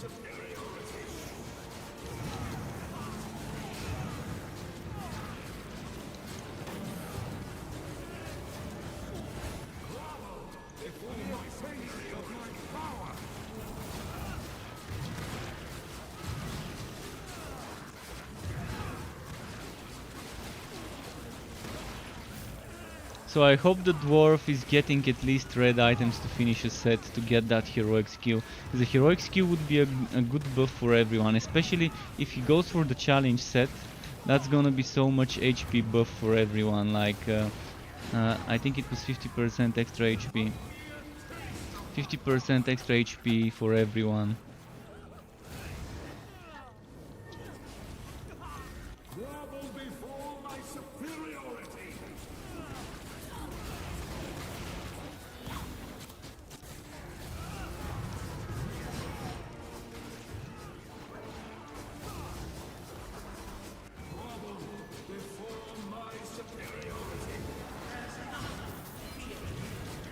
So many enemies. One of them doesn't even want to take damage. One of them is glitched and it's not taking damage. This Chaosbane. Yeah, he's just glitched in a walking animation and you can't even target it. Oh fuck, the hero is healing the other one.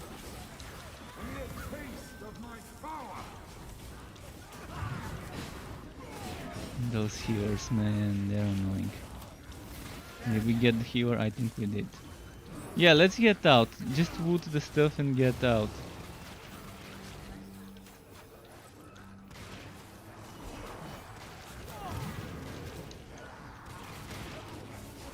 There should be. Not even red stuff? That's a bug. If you're only seeing gold, then it's definitely bugged. So you didn't get anything from the chest. Oh, and when the others left, the enemy unglitched. So maybe you got bugged and the enemy was bugged on you. Weird stuff, weird stuff.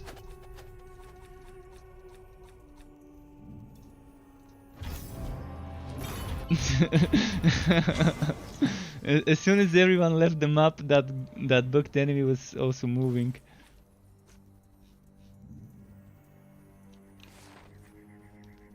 I think you probably died too many times and the game decided to punish you. And that must be the...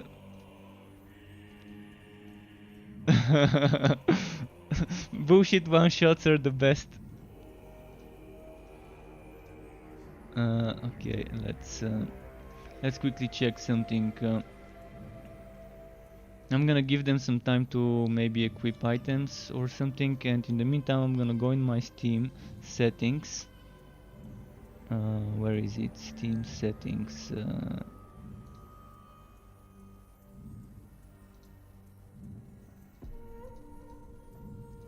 How do I bring up the Steam? Oh, there we go.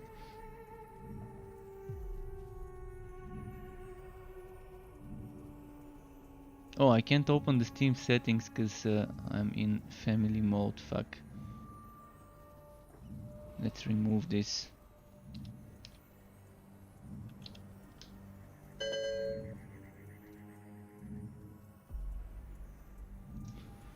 Alright, so in-game interface. Overlay shortcut Shift F10. And in-game FPS counter, let's do top left. Does it show it? It still doesn't show it. Oh, probably need to restart the game. I'm not gonna restart it now. Okay, if everyone's ready, I can start a new map.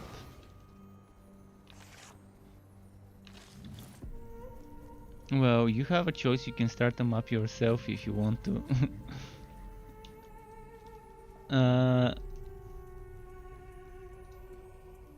You want a tower? Okay, let's do a tower run.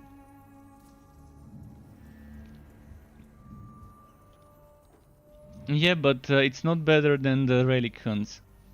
You can see the wood quality at the bottom of the stuff. Okay, let's try pushing the tower. Although I probably selected the wrong build for that.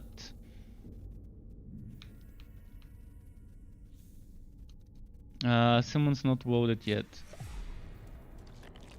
And when everyone's voted, we can move.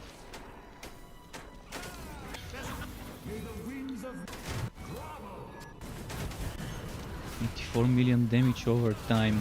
Oh wow, that was a lot. 84 million damage with the damage over time field.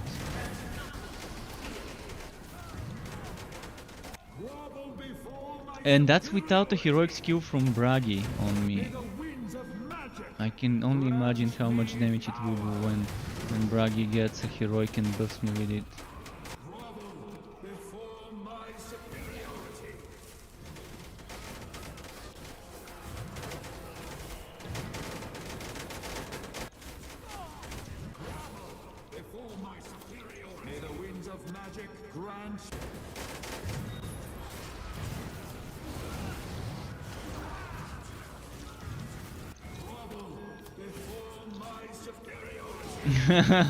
But I'm happy that you're enjoying this game, Sean. I was not expecting for you to like ARPGs as much. I thought you were more of a shooter chat kind of person. ARPGs.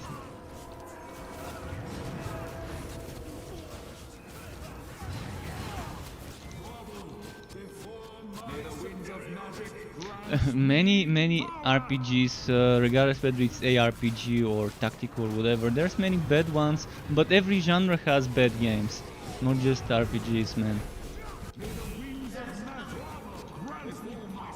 I'm glad you liked it. I mean, probably if you tried it when it launched, you wouldn't have liked it, most likely. I'm always on him. As soon as he moves, I'm moving with him. He's just super beefy. He's super beefy and he keeps moving away. Well, you probably have some sort of taunt. You might have some sort of taunting, or maybe no one else has taunting to pull him off of you.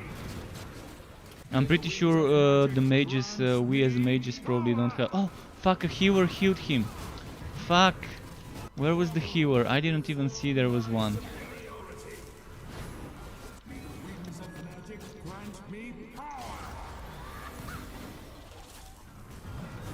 Okay, he died. As soon as he's on one place, he dies quickly, because when he moves away from my damage over time fields, there's not much I can do. Oh, that's the easy fight. 4 of those. If you stay in one place, it should be easier.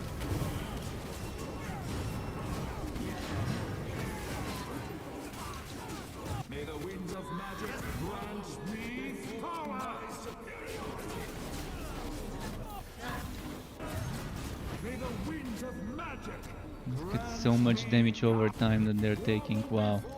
I love this set and build.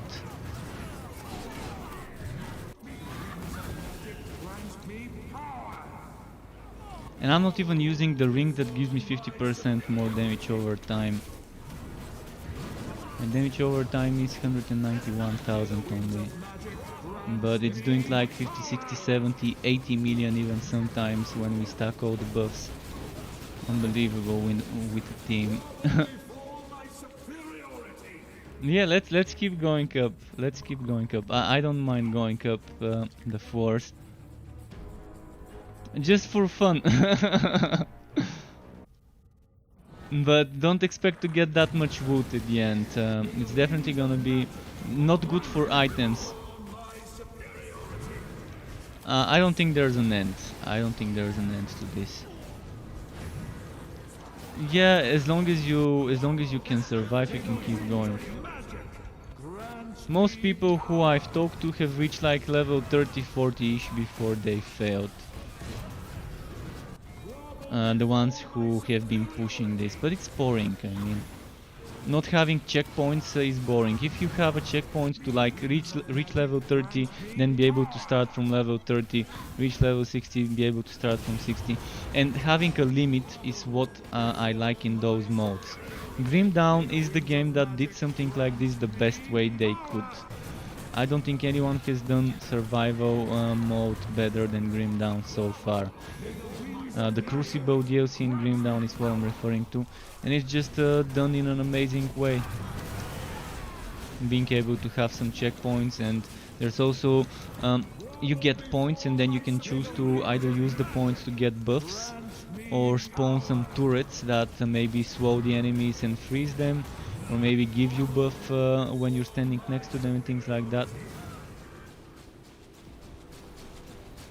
More? Okay. Oh, it's XP. If anything else, it's at least XP, and we're not restarting the map. Oh, stay in the middle, stay in the middle. Otherwise, you're gonna die. Away from the poison. The enemies would come to us. Just make sure.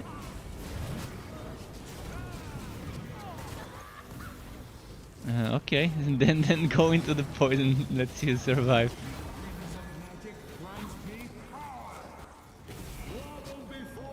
It's gonna return, so don't worry.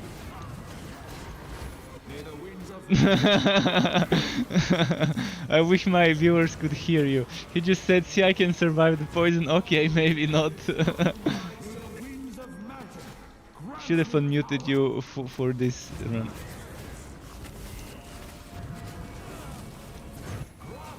So yeah, we're just gonna cluster up in the middle and then they're gonna come to us, and all that buffing and everything should work to our advantage. One other thing I could try for team play is... Another thing I could try for team play would be a Conrad on the Blazing set. The Blazing set would be pulling the enemies like a Condemned Crusader in Diablo 3. So if I were to switch heroes, I could probably go on one of those with the Blazing set and make some sort of a build. But maybe I can do that tomorrow. Maybe we can try it tomorrow. New achievement, nice. Probably has to do something with healing shit. Yeah, and there's a man down. There's a man down. Okay, we can click on ready now. How far do you guys wanna go? One more, okay. 6, okay.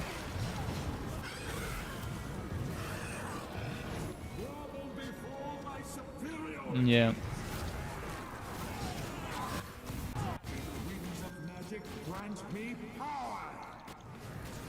Yeah, it should increase faster than it does. I'm definitely thinking that each level should give you like 200-300 wood quality, even more, like 500 or something like that.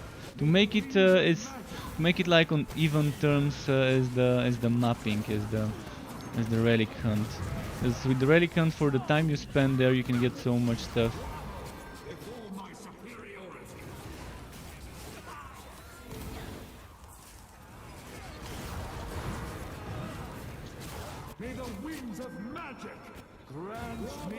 Yeah, when you get good waves, not the wave with the 4 big elites, it's good XP. Definitely very nice XP in here.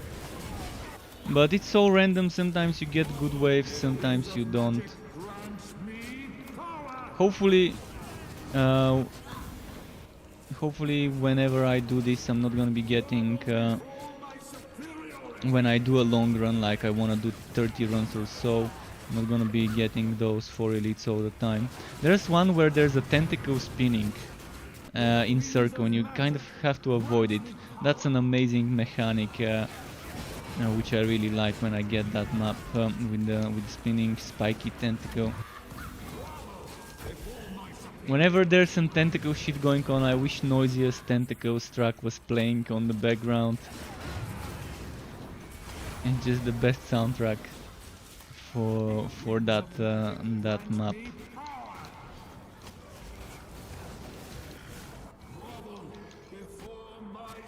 Yeah, it does.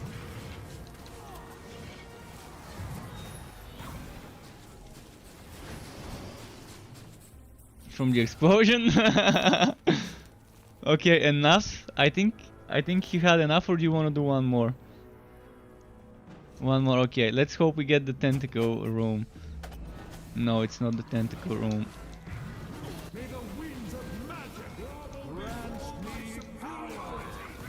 Yeah. And your build is very good for this type of content, because you can use the walls to rebound the blades. And if you keep spamming the blades as soon as you can get them out of cooldown, there's gonna be so many blades sometimes, and they're gonna be just filling the room with hitting the wall and returning and hitting the wall and returning. Only on the south side is where the blade disappears into the nothingness. If there was a wall it could hit on the south, it would have been maybe too OP and too easy. But yeah, even then, it's nice to have this set here.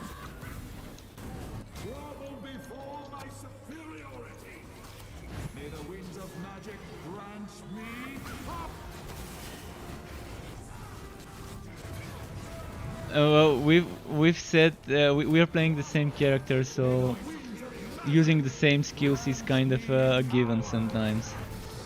When I was playing on the other build, on the Dragon Tamer build, I was playing my counter attack build, and then I was not using the same skill.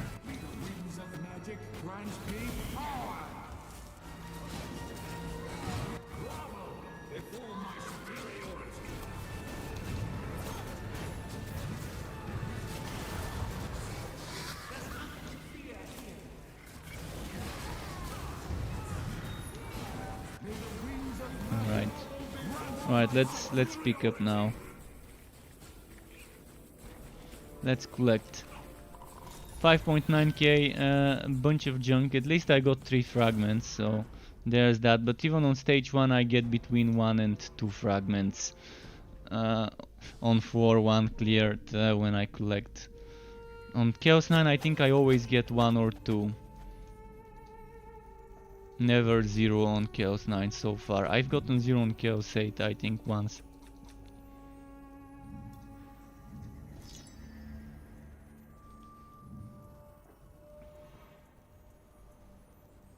What do I need? I need Lex Morvo. Morvo Lex and Morvo gauntlets with counter-attack damage and other good stuff. I actually have the gauntlets here apparently. No idea why I'm not using them. Oh, cause I'm not using the counter-attack build yet, that's why. Makes sense. So just need the legs. I've got the helmet, the gauntlet, the chest, and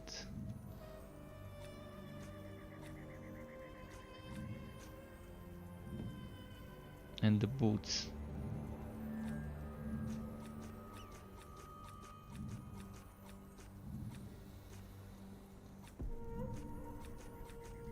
Is everyone ready for a map? I got some 4 red items and that was it. I mean, as I told you, it's bad for the wood on this one. Let's do invasion in the Tomb Kings.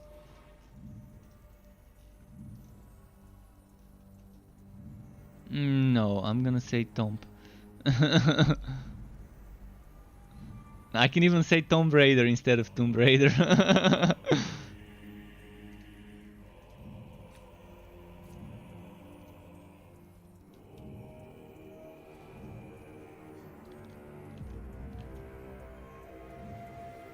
If you get what? Ut1? I'm gonna read the message once we're in the map because I can't read it now. If I get Ut1, what Ut1? Ut1 pants or boots? And Blade of Azire. Okay, I'm gonna look out for those.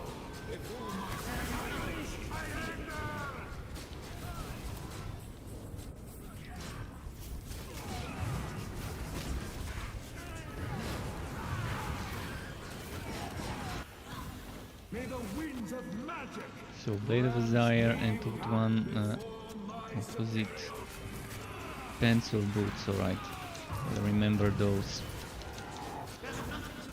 Yeah, the Blade of Azire is like the Executors, one that doesn't drop as often.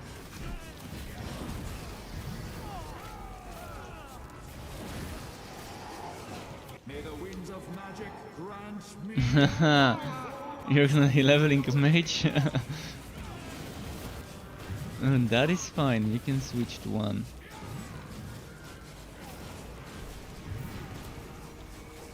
Are you liking how tanky the mage is?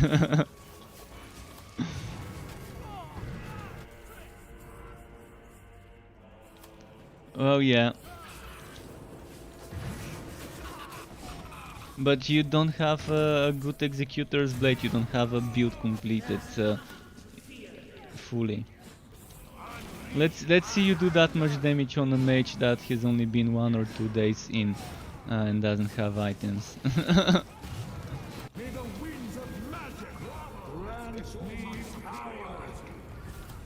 It's easy to find items on the easy difficulty Relicants. You can do like Chaos 6-7 Relicants without having troubles completing them solo. When I'm not online to help with the farming. Sean, you can just do some Chaos 6 or 7. That should be easy for you even with shit gear to complete it. And with the upgraded Relicants, you're gonna be getting decent wood quality. I mean, I remember the time when I was happy to get 3500 wood quality. And then came the time when I was happy to get 5000 or 6000, and now we're getting shit like 10 or 11,000, and and that's such an overkill for me. But yeah, getting greens has never been easier in this game now.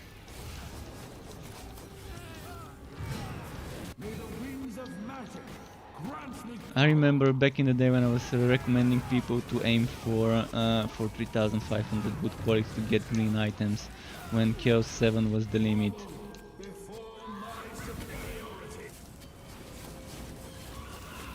Oh, that's nice. We want those enemies. That's why I selected enemies with resurrecting skeletons and spawning insects. We fill up the bar. We fill up the bar super quick when there's resurrecting skeletons and insects regularly spawning. And they die easy. They get 1-2 shot most of the time because they're not elites. They're like basic trash mobs.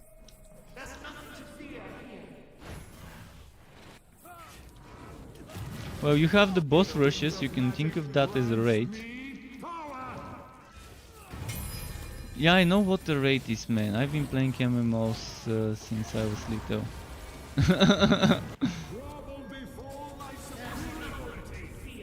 I know what the raid is. I mean, it's weird to think I won't know what a raid is, where I've been playing so many online games. Diablo 3, maybe the Uber bosses could be considered raids. But you don't do it with multiple parties. In Diablo 3 you don't have multiple party raids. You don't have what you have in MMOs where you combine different parties into an alliance or a raid party or whatever you want to call it. And depending on the MMO, you don't have this in Diablo. That's not something you have in ARPGs. That's something you have in MMOs, not in ARPGs normally. More like MMORPGs.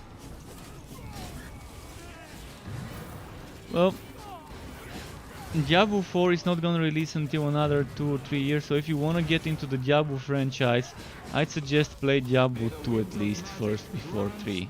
Just so you can see the difference in that. Yeah, Diablo 2, it cannot be remastered because they lost some of the original files. They've already confirmed a remastered Diablo 2 will not be coming due to losing some of the source files. But even if you just play it on windowed without full screening it, because it's, I think the max resolution you can get is not that good on Diablo 2.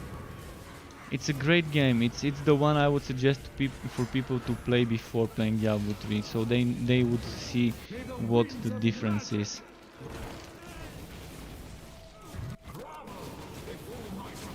Yeah, I see that you're there. Diablo 2 with mods. It's also pretty nice. There's so many mods. There have always been a lot of mods. I mean, I think right now, like few months ago, we saw an update to one of the big mods. I think the median hit cell.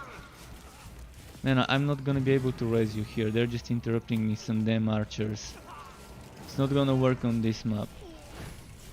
Just pay with gold. Don't waste your blessings, always waste gold. Unless you have shitloads of blessing fragments, but I don't think you do. And I've noticed one thing we are forgetting to do is to use our Bloodlust mode. Like if one of us uses the Bloodlust mode, The others are still gonna get fragments, I think. I need to test it. And we can maybe take turns when we use the Bloodlust mode. Like, one uses it, then we get some fragments, then the other one uses it and we get some fragments. Maybe that's gonna work nicely. Is it a green one? It's red. What stats on your executors if it's red one?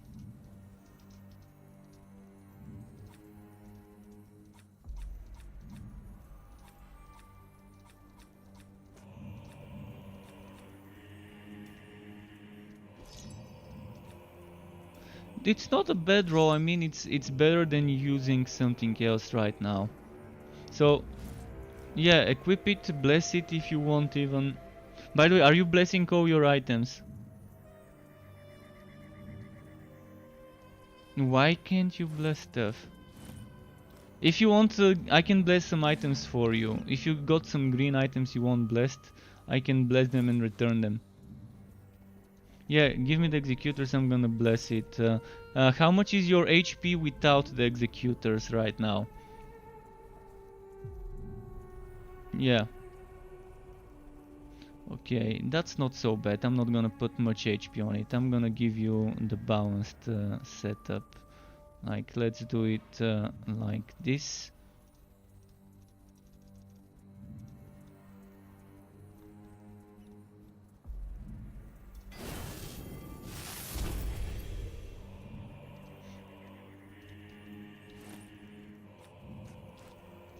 I've got fragments, so I don't mind blessing your gear and giving it to you. Yeah, what two items need blessing? Just throw them and I'm gonna bless those. Okay.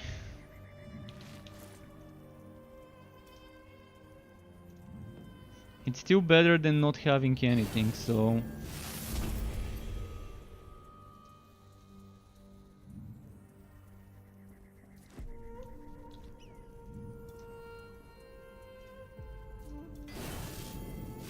A little bit of extra damage, a little bit of HP. Now you're gonna have over 300,000 HP. With those, probably. Alright, you're welcome. Now, let's do this.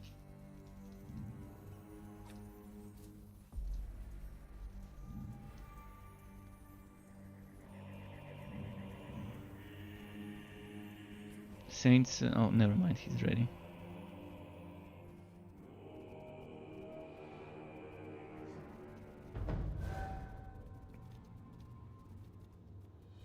I think this way first. You can, because you change some items, press your inventory and equip it. Whenever you change items, it unequips the heroic skill, because that's kind of how it works. Even if you're replacing the same item with a stronger version of that.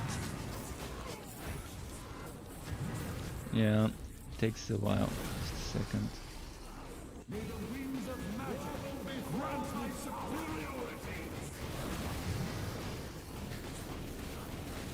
Fuck, they keep interrupting me.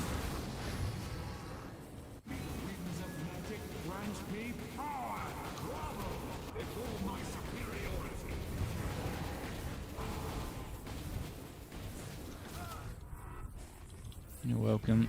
Our Saints also got wrecked.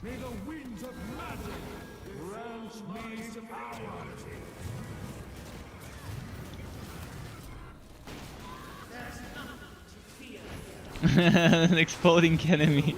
You didn't see him charging him the explosion.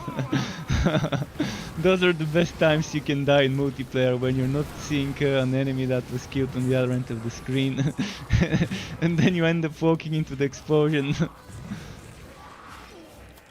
Alright, Sean, take a break if you need to. See you tomorrow, Sean.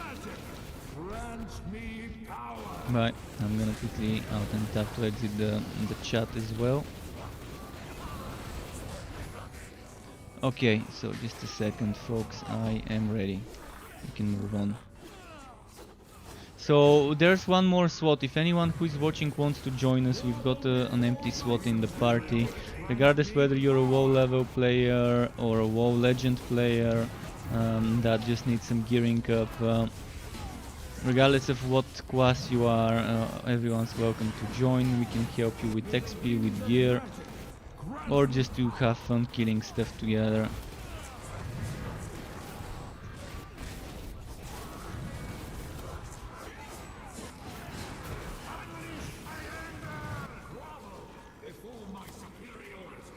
Oh, he's using that god skill. Such a nice skill on Bragi. The Blood of the Mountain, whatever it was called.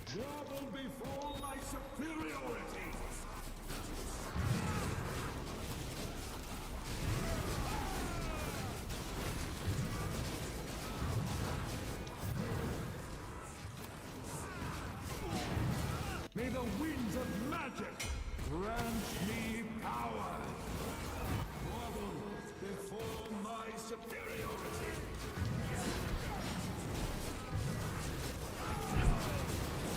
Alright. Hi Wasting Time, nice to see you again. And Justice 1K Gaming is ready for the console update.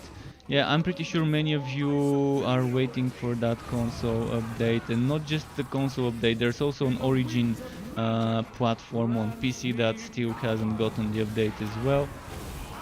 So hopefully you guys can play the new content soon. Until then, I'm gonna try and stream the game as often as I can. While I'm busy with making the builds for the game, I've got time. We'll see what's gonna happen eventually soon with other games. I really wanna stream some Last Epoch with the new patch, so tomorrow maybe I can do some Last Epoch to get through the new content with my characters. To see the new chapter, the new boss fight, see the improvements they've done to various things and the rebalancing they've done. But there's still gonna be a build video tomorrow for Alessa for the Queen set in Warhammer Chaosbane.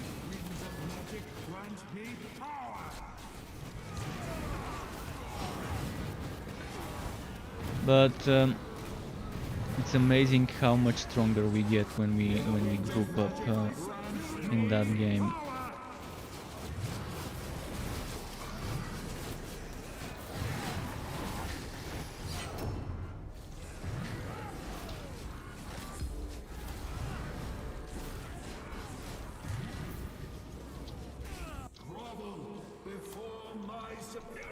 May the winds of magic grant me power.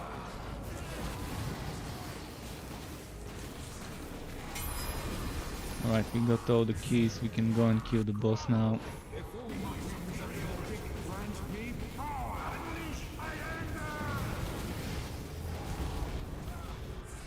I'm gonna speed through to the boss.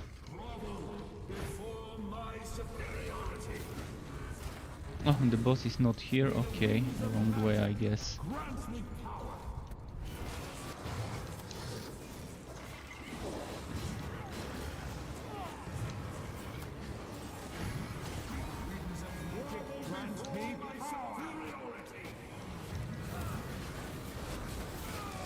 And by the way, Saints, how are you finding Bragi? Are you enjoying playing on Bragi?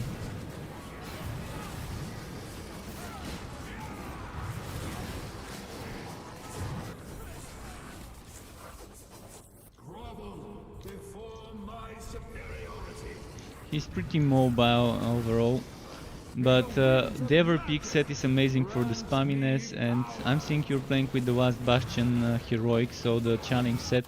The challenge set is the one that gives you nice damage, the Ragey set, and all that HP, man. I'm having 462,000 HP when you're buffing me with that set. It's amazing. For survivability, it's a how do I say it? It's a juggle.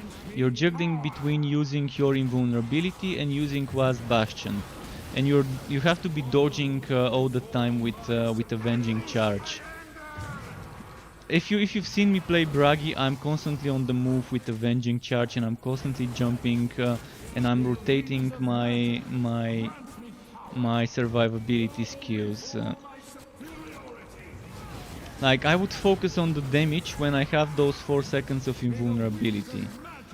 And then I would probably for a few more seconds do damage, lose some HP, and then use my Last Bastion to heal myself. You could use some health drain as well into the mix. It takes a while, you're gonna get used to it. It's definitely hard to survive until you get used to it. And even when you get used to it, there's gonna be cases where you just get wrecked.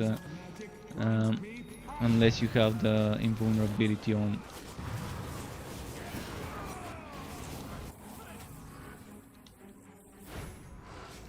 The mage is the easy mode of surviving for a new player. Ult 1 mage is definitely something that just kind of plays itself. More will bracers.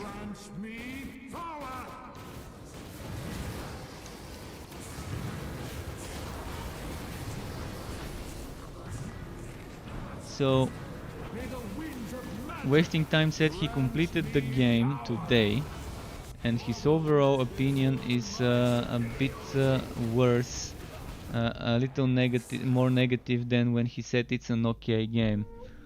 Well, yeah, I mean, I never said the game would be offering something amazing as an experience. It's kind of repetitive. The maps are repetitive. And the enemies are kind of most of the enemies are skins to each other, just slightly different skills they can use. For example, the Chaosbane, that's a good example of an enemy that has few different versions. Oh, I think my game is black screening. I'm gonna have to restart the game. It's black screening, so I'm gonna have to end task it. So the Chaosbane, for example, has slightly different skills in each act, but it's still the same enemy slightly differently. Like in one act it would have some spikes, in other it would have tentacle-like things hanging out from him, but it's still a Chaosbane. The same goes for the bosses. The variety in the game may not seem like much at all, but they're improving. I mean, with every patch they're adding some more enemies, some more stuff, some more content. Which is the most important thing is for developers to not give up on the game, and they haven't so far, and to just keep adding new stuff. The invasion really needs a rework now. I mean, it's amazing that they've reworked some things, but there's other things that need a rework. Okay, if you're talking about Bragi, I can just show my Bragi, and I can re-invite them.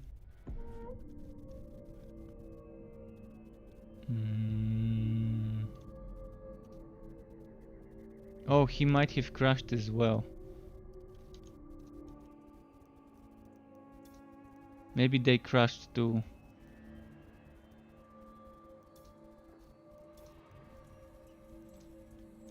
Okay, let's send them an invite. Invite to Wobby. Invite to Wobby. So yeah, there's room for one more player to join us on Steam.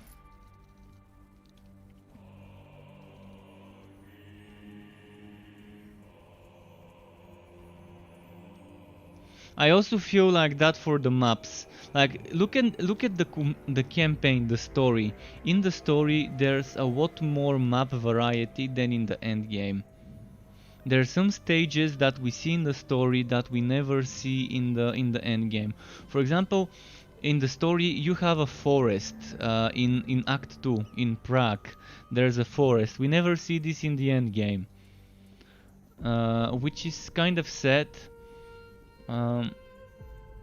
There's also in Act 1 an open zone around known in the first few missions where you don't see that zone in the other parts in the what's it name in the endgame modes. You don't see that at all.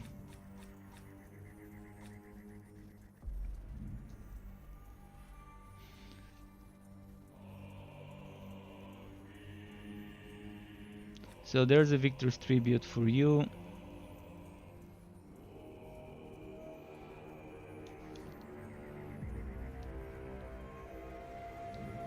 There's this one with cooldown, which might be better. So right now I suggest using a Grudge Holder and a Victor's Tribute instead of Ultimate Carnage. You can try using an Ultimate Carnage and a Victor's Tribute, it's not a bad one as an option. Let's see, this one 12, 8.4, 10.3, 12, 7.8, 9. There's an Ultimate Carnage for you. I can give you my old Grudge Holder, which I was saving for farming purposes.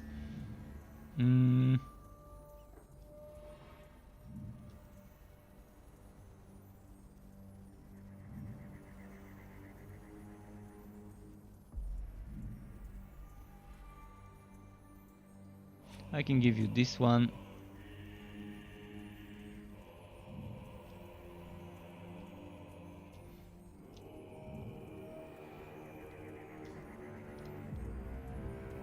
Oh, this is an upgrade for me. Okay, I can give you that one.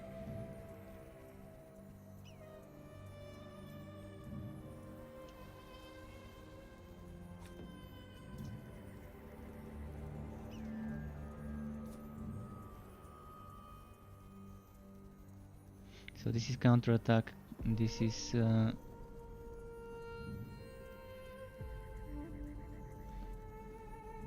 okay, I need one more piece blessed for counterattack. Oh fuck, was blessing was the wrong one.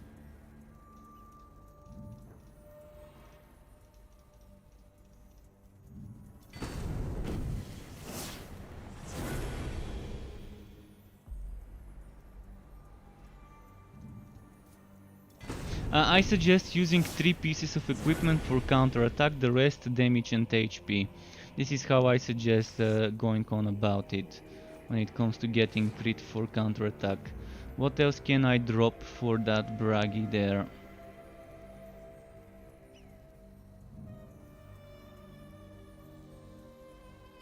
Maybe this one.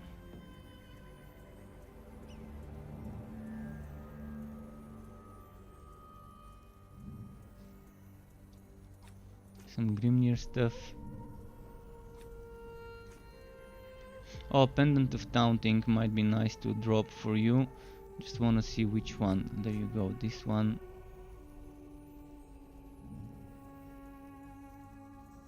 You don't want Wast Song stuff, it's shit.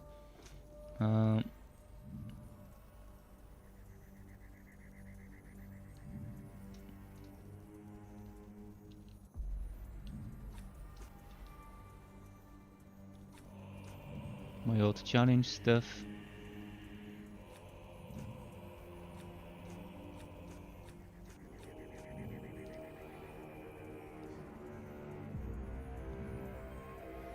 And the helmet here, and I think that's it what I can drop for now.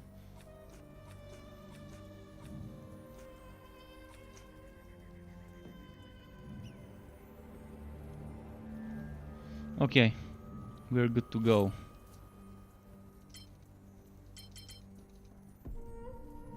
Since they're using punishment, I'm gonna go for endurance.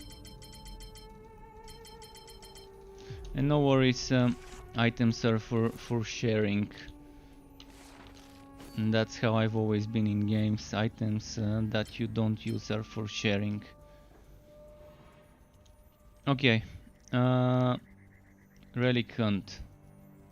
Let's do Nurgle, because we haven't done much. Oh, not explode, fuck. By accident almost selected it.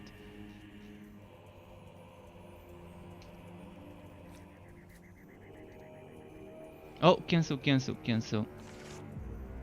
I'm on the wrong set. Alright, I'm ready.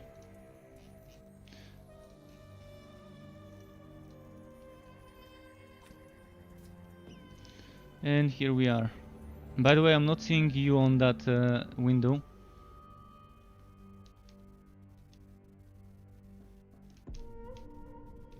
But yeah, I agree with wasting time from designing point is very badly designed to make people play the same mission so many times in a row. It just makes no sense to be in the same place and to be returning in the same place all the time. Wait, what's happening? Why am I seeing only myself and not the others in the map? Did I do cancel? Is the party glitched?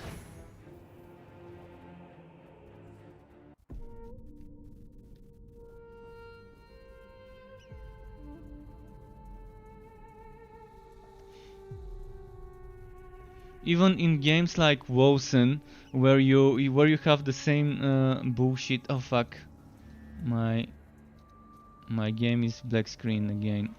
Fuck. Even in Wosen, where you have the same boring shit, where you can never return to the maps of the main mission and redo them.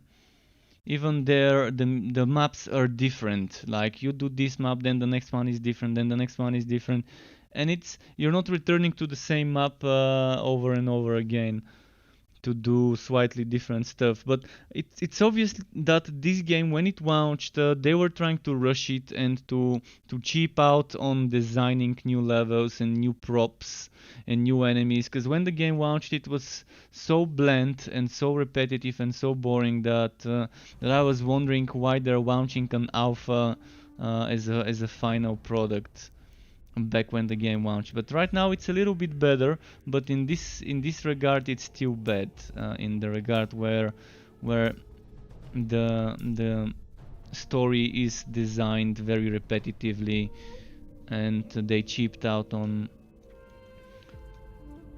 some original level design for every mission instead of just repeating the same level and doing slightly different tasks in those. Okay, let's try and invite them again.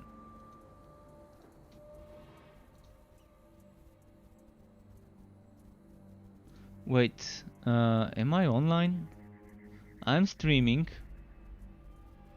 but I'm not seeing them online myself.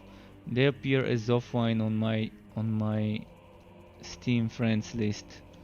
Did Steam disconnect me? Let me quickly check. Steam friends. I'm online. I'm gonna try and go offline and then sign in again.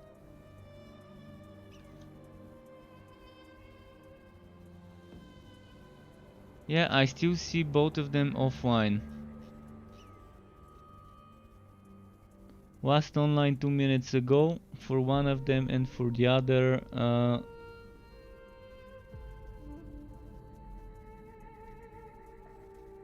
oh no, it's not frozen. I'm just not moving. I was out and tapped.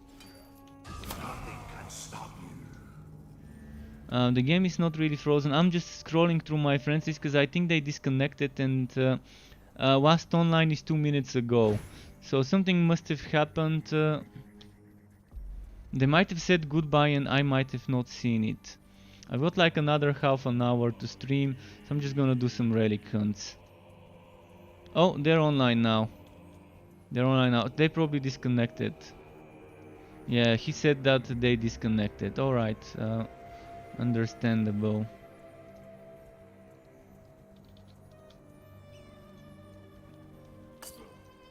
Disconnections happen.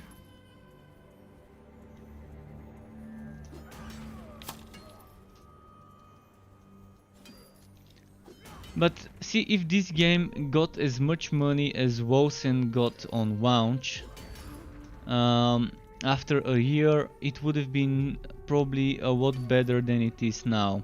I mean, it's still much better than when it launched a year ago, but they didn't have that much money made from sales to keep development. They probably could have expanded and hired new people for the team to do more stuff at once. Right now they've got limited resources and they've got limited manpower, so to say. So there's so much they can do within the amount of manpower they can separate for fixing bugs, then stuff for fixing new content, then stuff and that needs to be designed and so on. I think Wilson was pretty lucky to have so many people buy it in the first week to give them funds to invest into manpower, so that with those 4 months they spent since launch, um,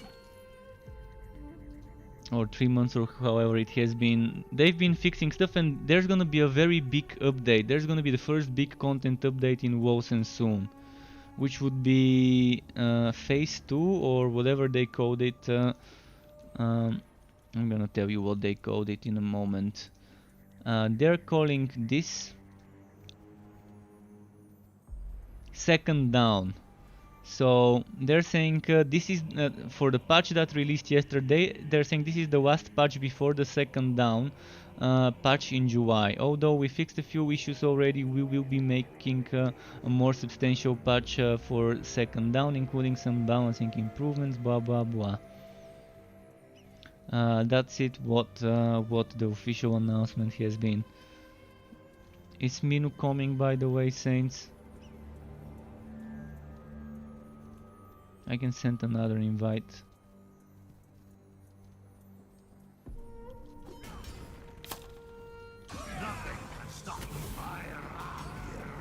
Since he's playing the challenge set, I'd rather play the Ever Peaks.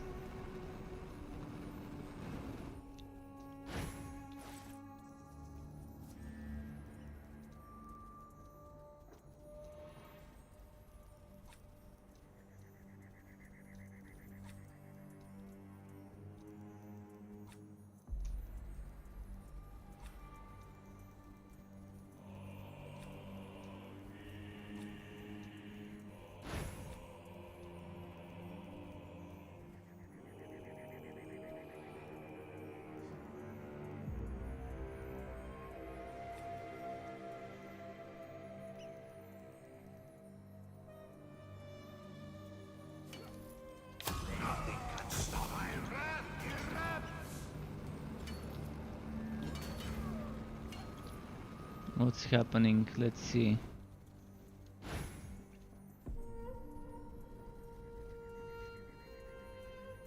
Maybe still loading the game. It says away.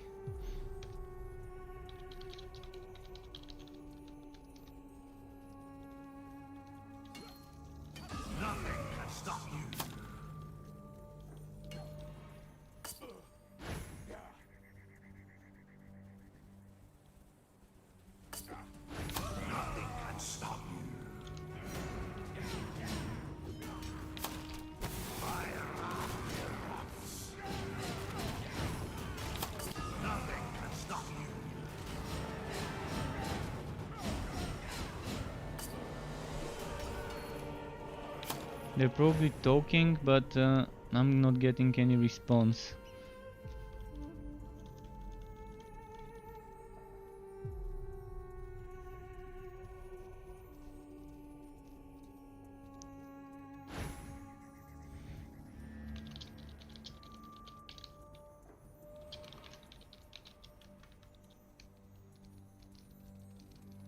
Oh, there we go. She's in the game. Not in the lobby, but she's loading the game.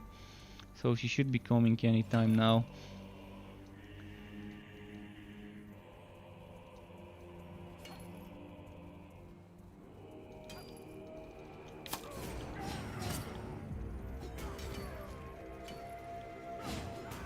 Oh, did they disconnect? He's not in the game, he's not in the match.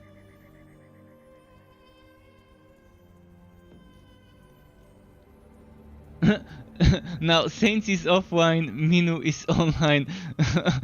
Weird. What's happening? I mean, I'm probably gonna give them some time to load up to let me know they're in. And while I'm doing that, I can do a single Chaos floor to get a coin or two. Okay, they're saying internet connection seems to be bad, so continue without us. Okay, I'm gonna continue without them for the next 15 minutes. So probably a run or two, we'll see.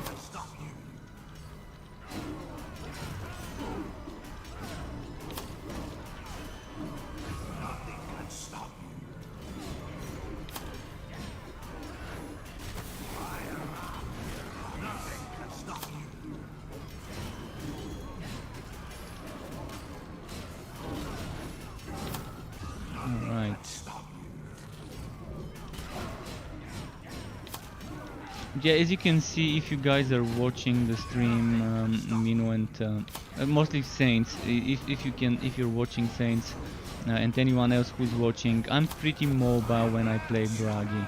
I'm not letting them land hits on me sometimes, unless I've got the invulnerability, or unless this is ready, was Bastion, and that's regardless what set I play. With the challenge, you're not gonna be spamming your skill as much, especially if you don't have enough cooldown reduction. But with this one, you're gonna be spamming it a little bit more. Let's do a single map run, like let's do corn, my typical stuff.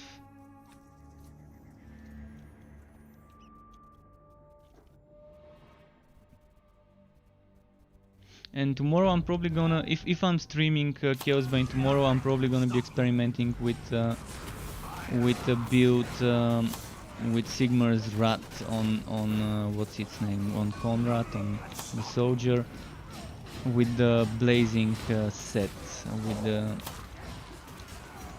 with the vacuuming set, because I think it's gonna be very good synergy.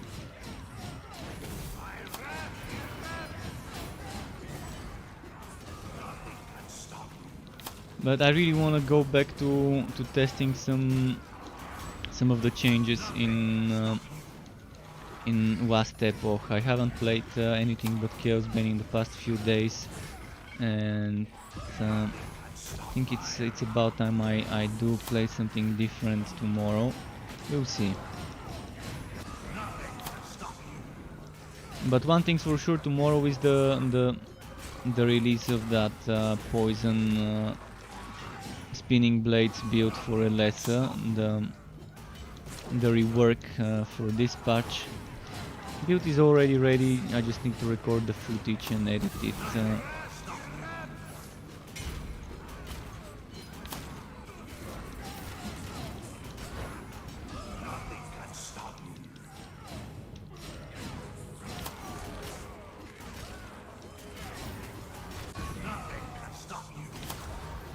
So yeah, all about moving around. Most of the times you can see they're not even landing hits on me.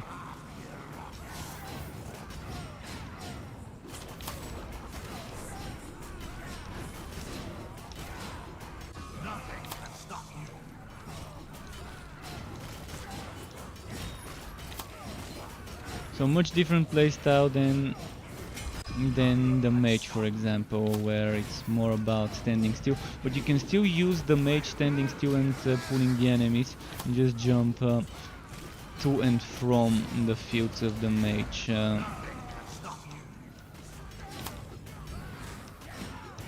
Let's see here.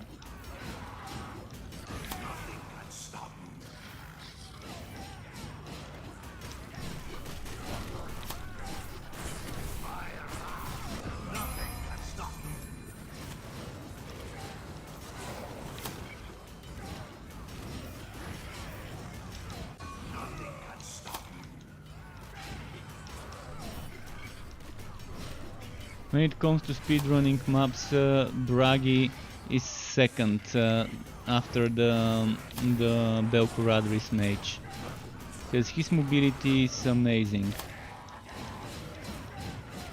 And I'm already ready to go and kill the boss and finish this map if I choose to. I've already maxed out the wood quality, because I kept the streak going. I don't think it stopped since I was at the start of the map. Maybe just for the first, after the first battle and the second, it stopped.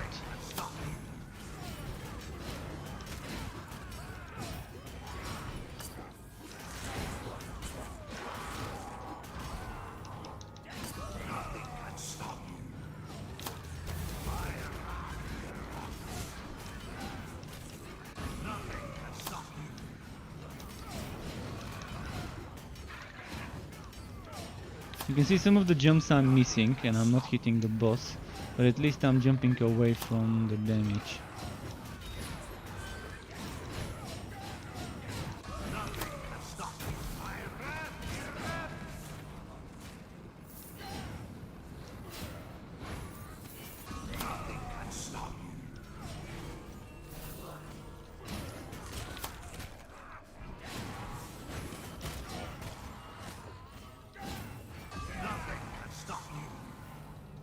Okay, next.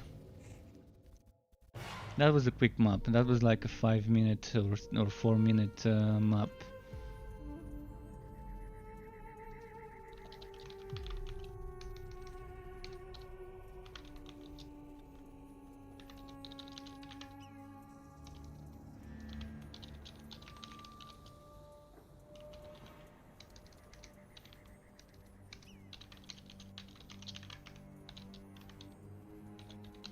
Just typing quickly something.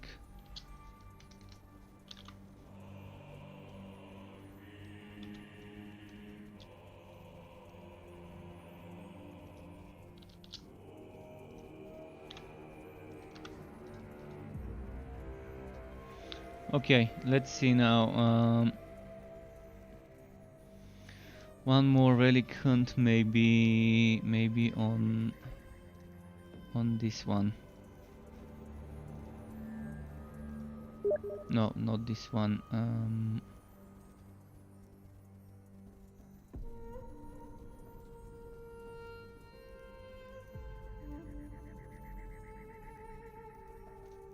This one.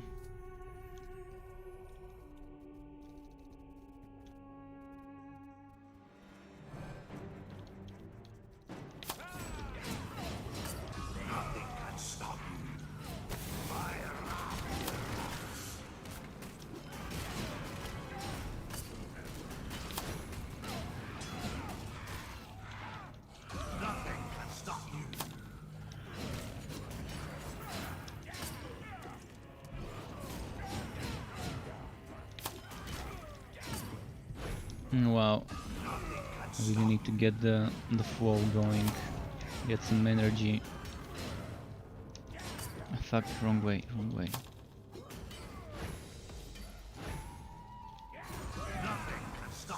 Why aren't there any enemies on this map? What's happening? That's the first time I've seen a map with so many stages without a single enemy spawned. I think it's a bug. That's just not normal. That is just not normal. There should be, first of all, there should be skeletons resurrected, then there should be insects crawling up from the ground all the time. I think this whole part of the map here has not been populated by spawns. That might be the reason why this is happening.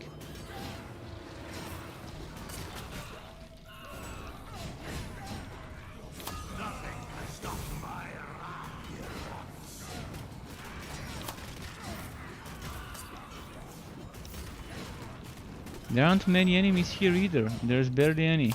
That's strange. Okay, finally some enemies. Finally. So that's more like it.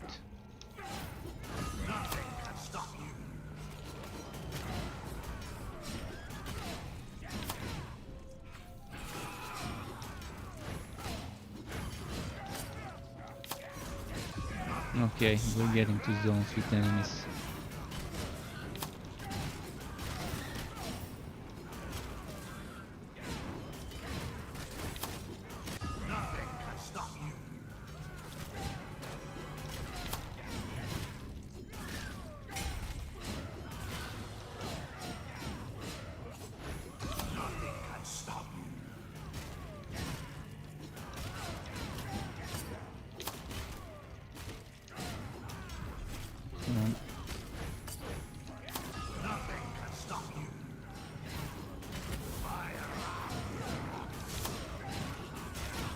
Oh, that's nice. That's a lot of enemies. See, that's what I want to be seeing here in all the rooms.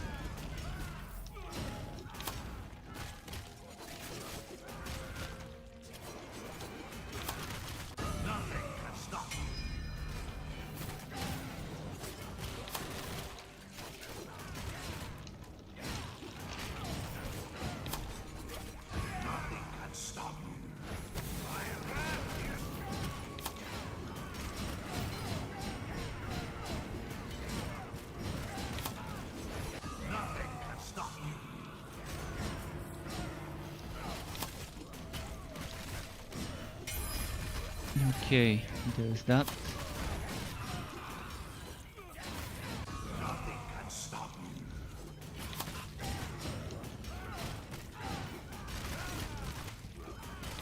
And by the way, tonight after I end my stream, I'm gonna make some text builds.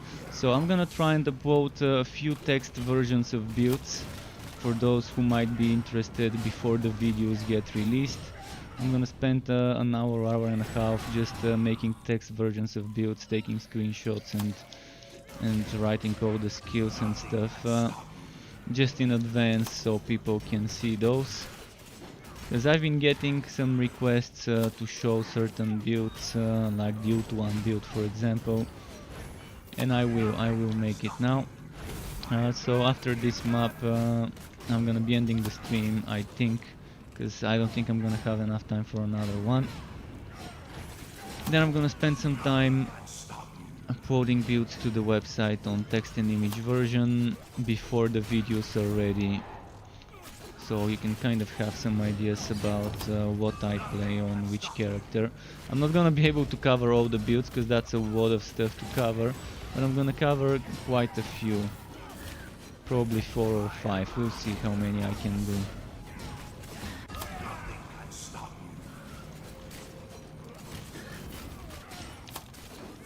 Let's see, come on, die, die. There we go. And if there's any changes to those builds when I am making the build video, I would just update the site to make sure that people know I've changed some stuff. But I don't think I will be changing much.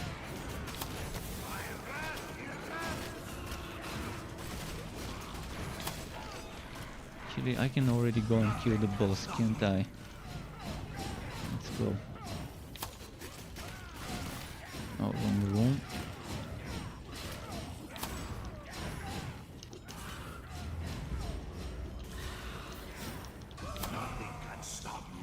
Wait, where the hell is the boss? Oh, it should be here. There we go.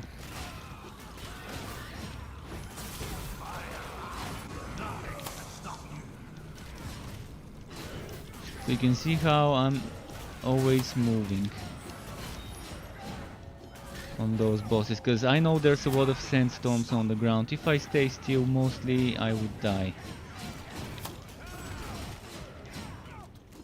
Especially when I don't have that many pallet armor stacks.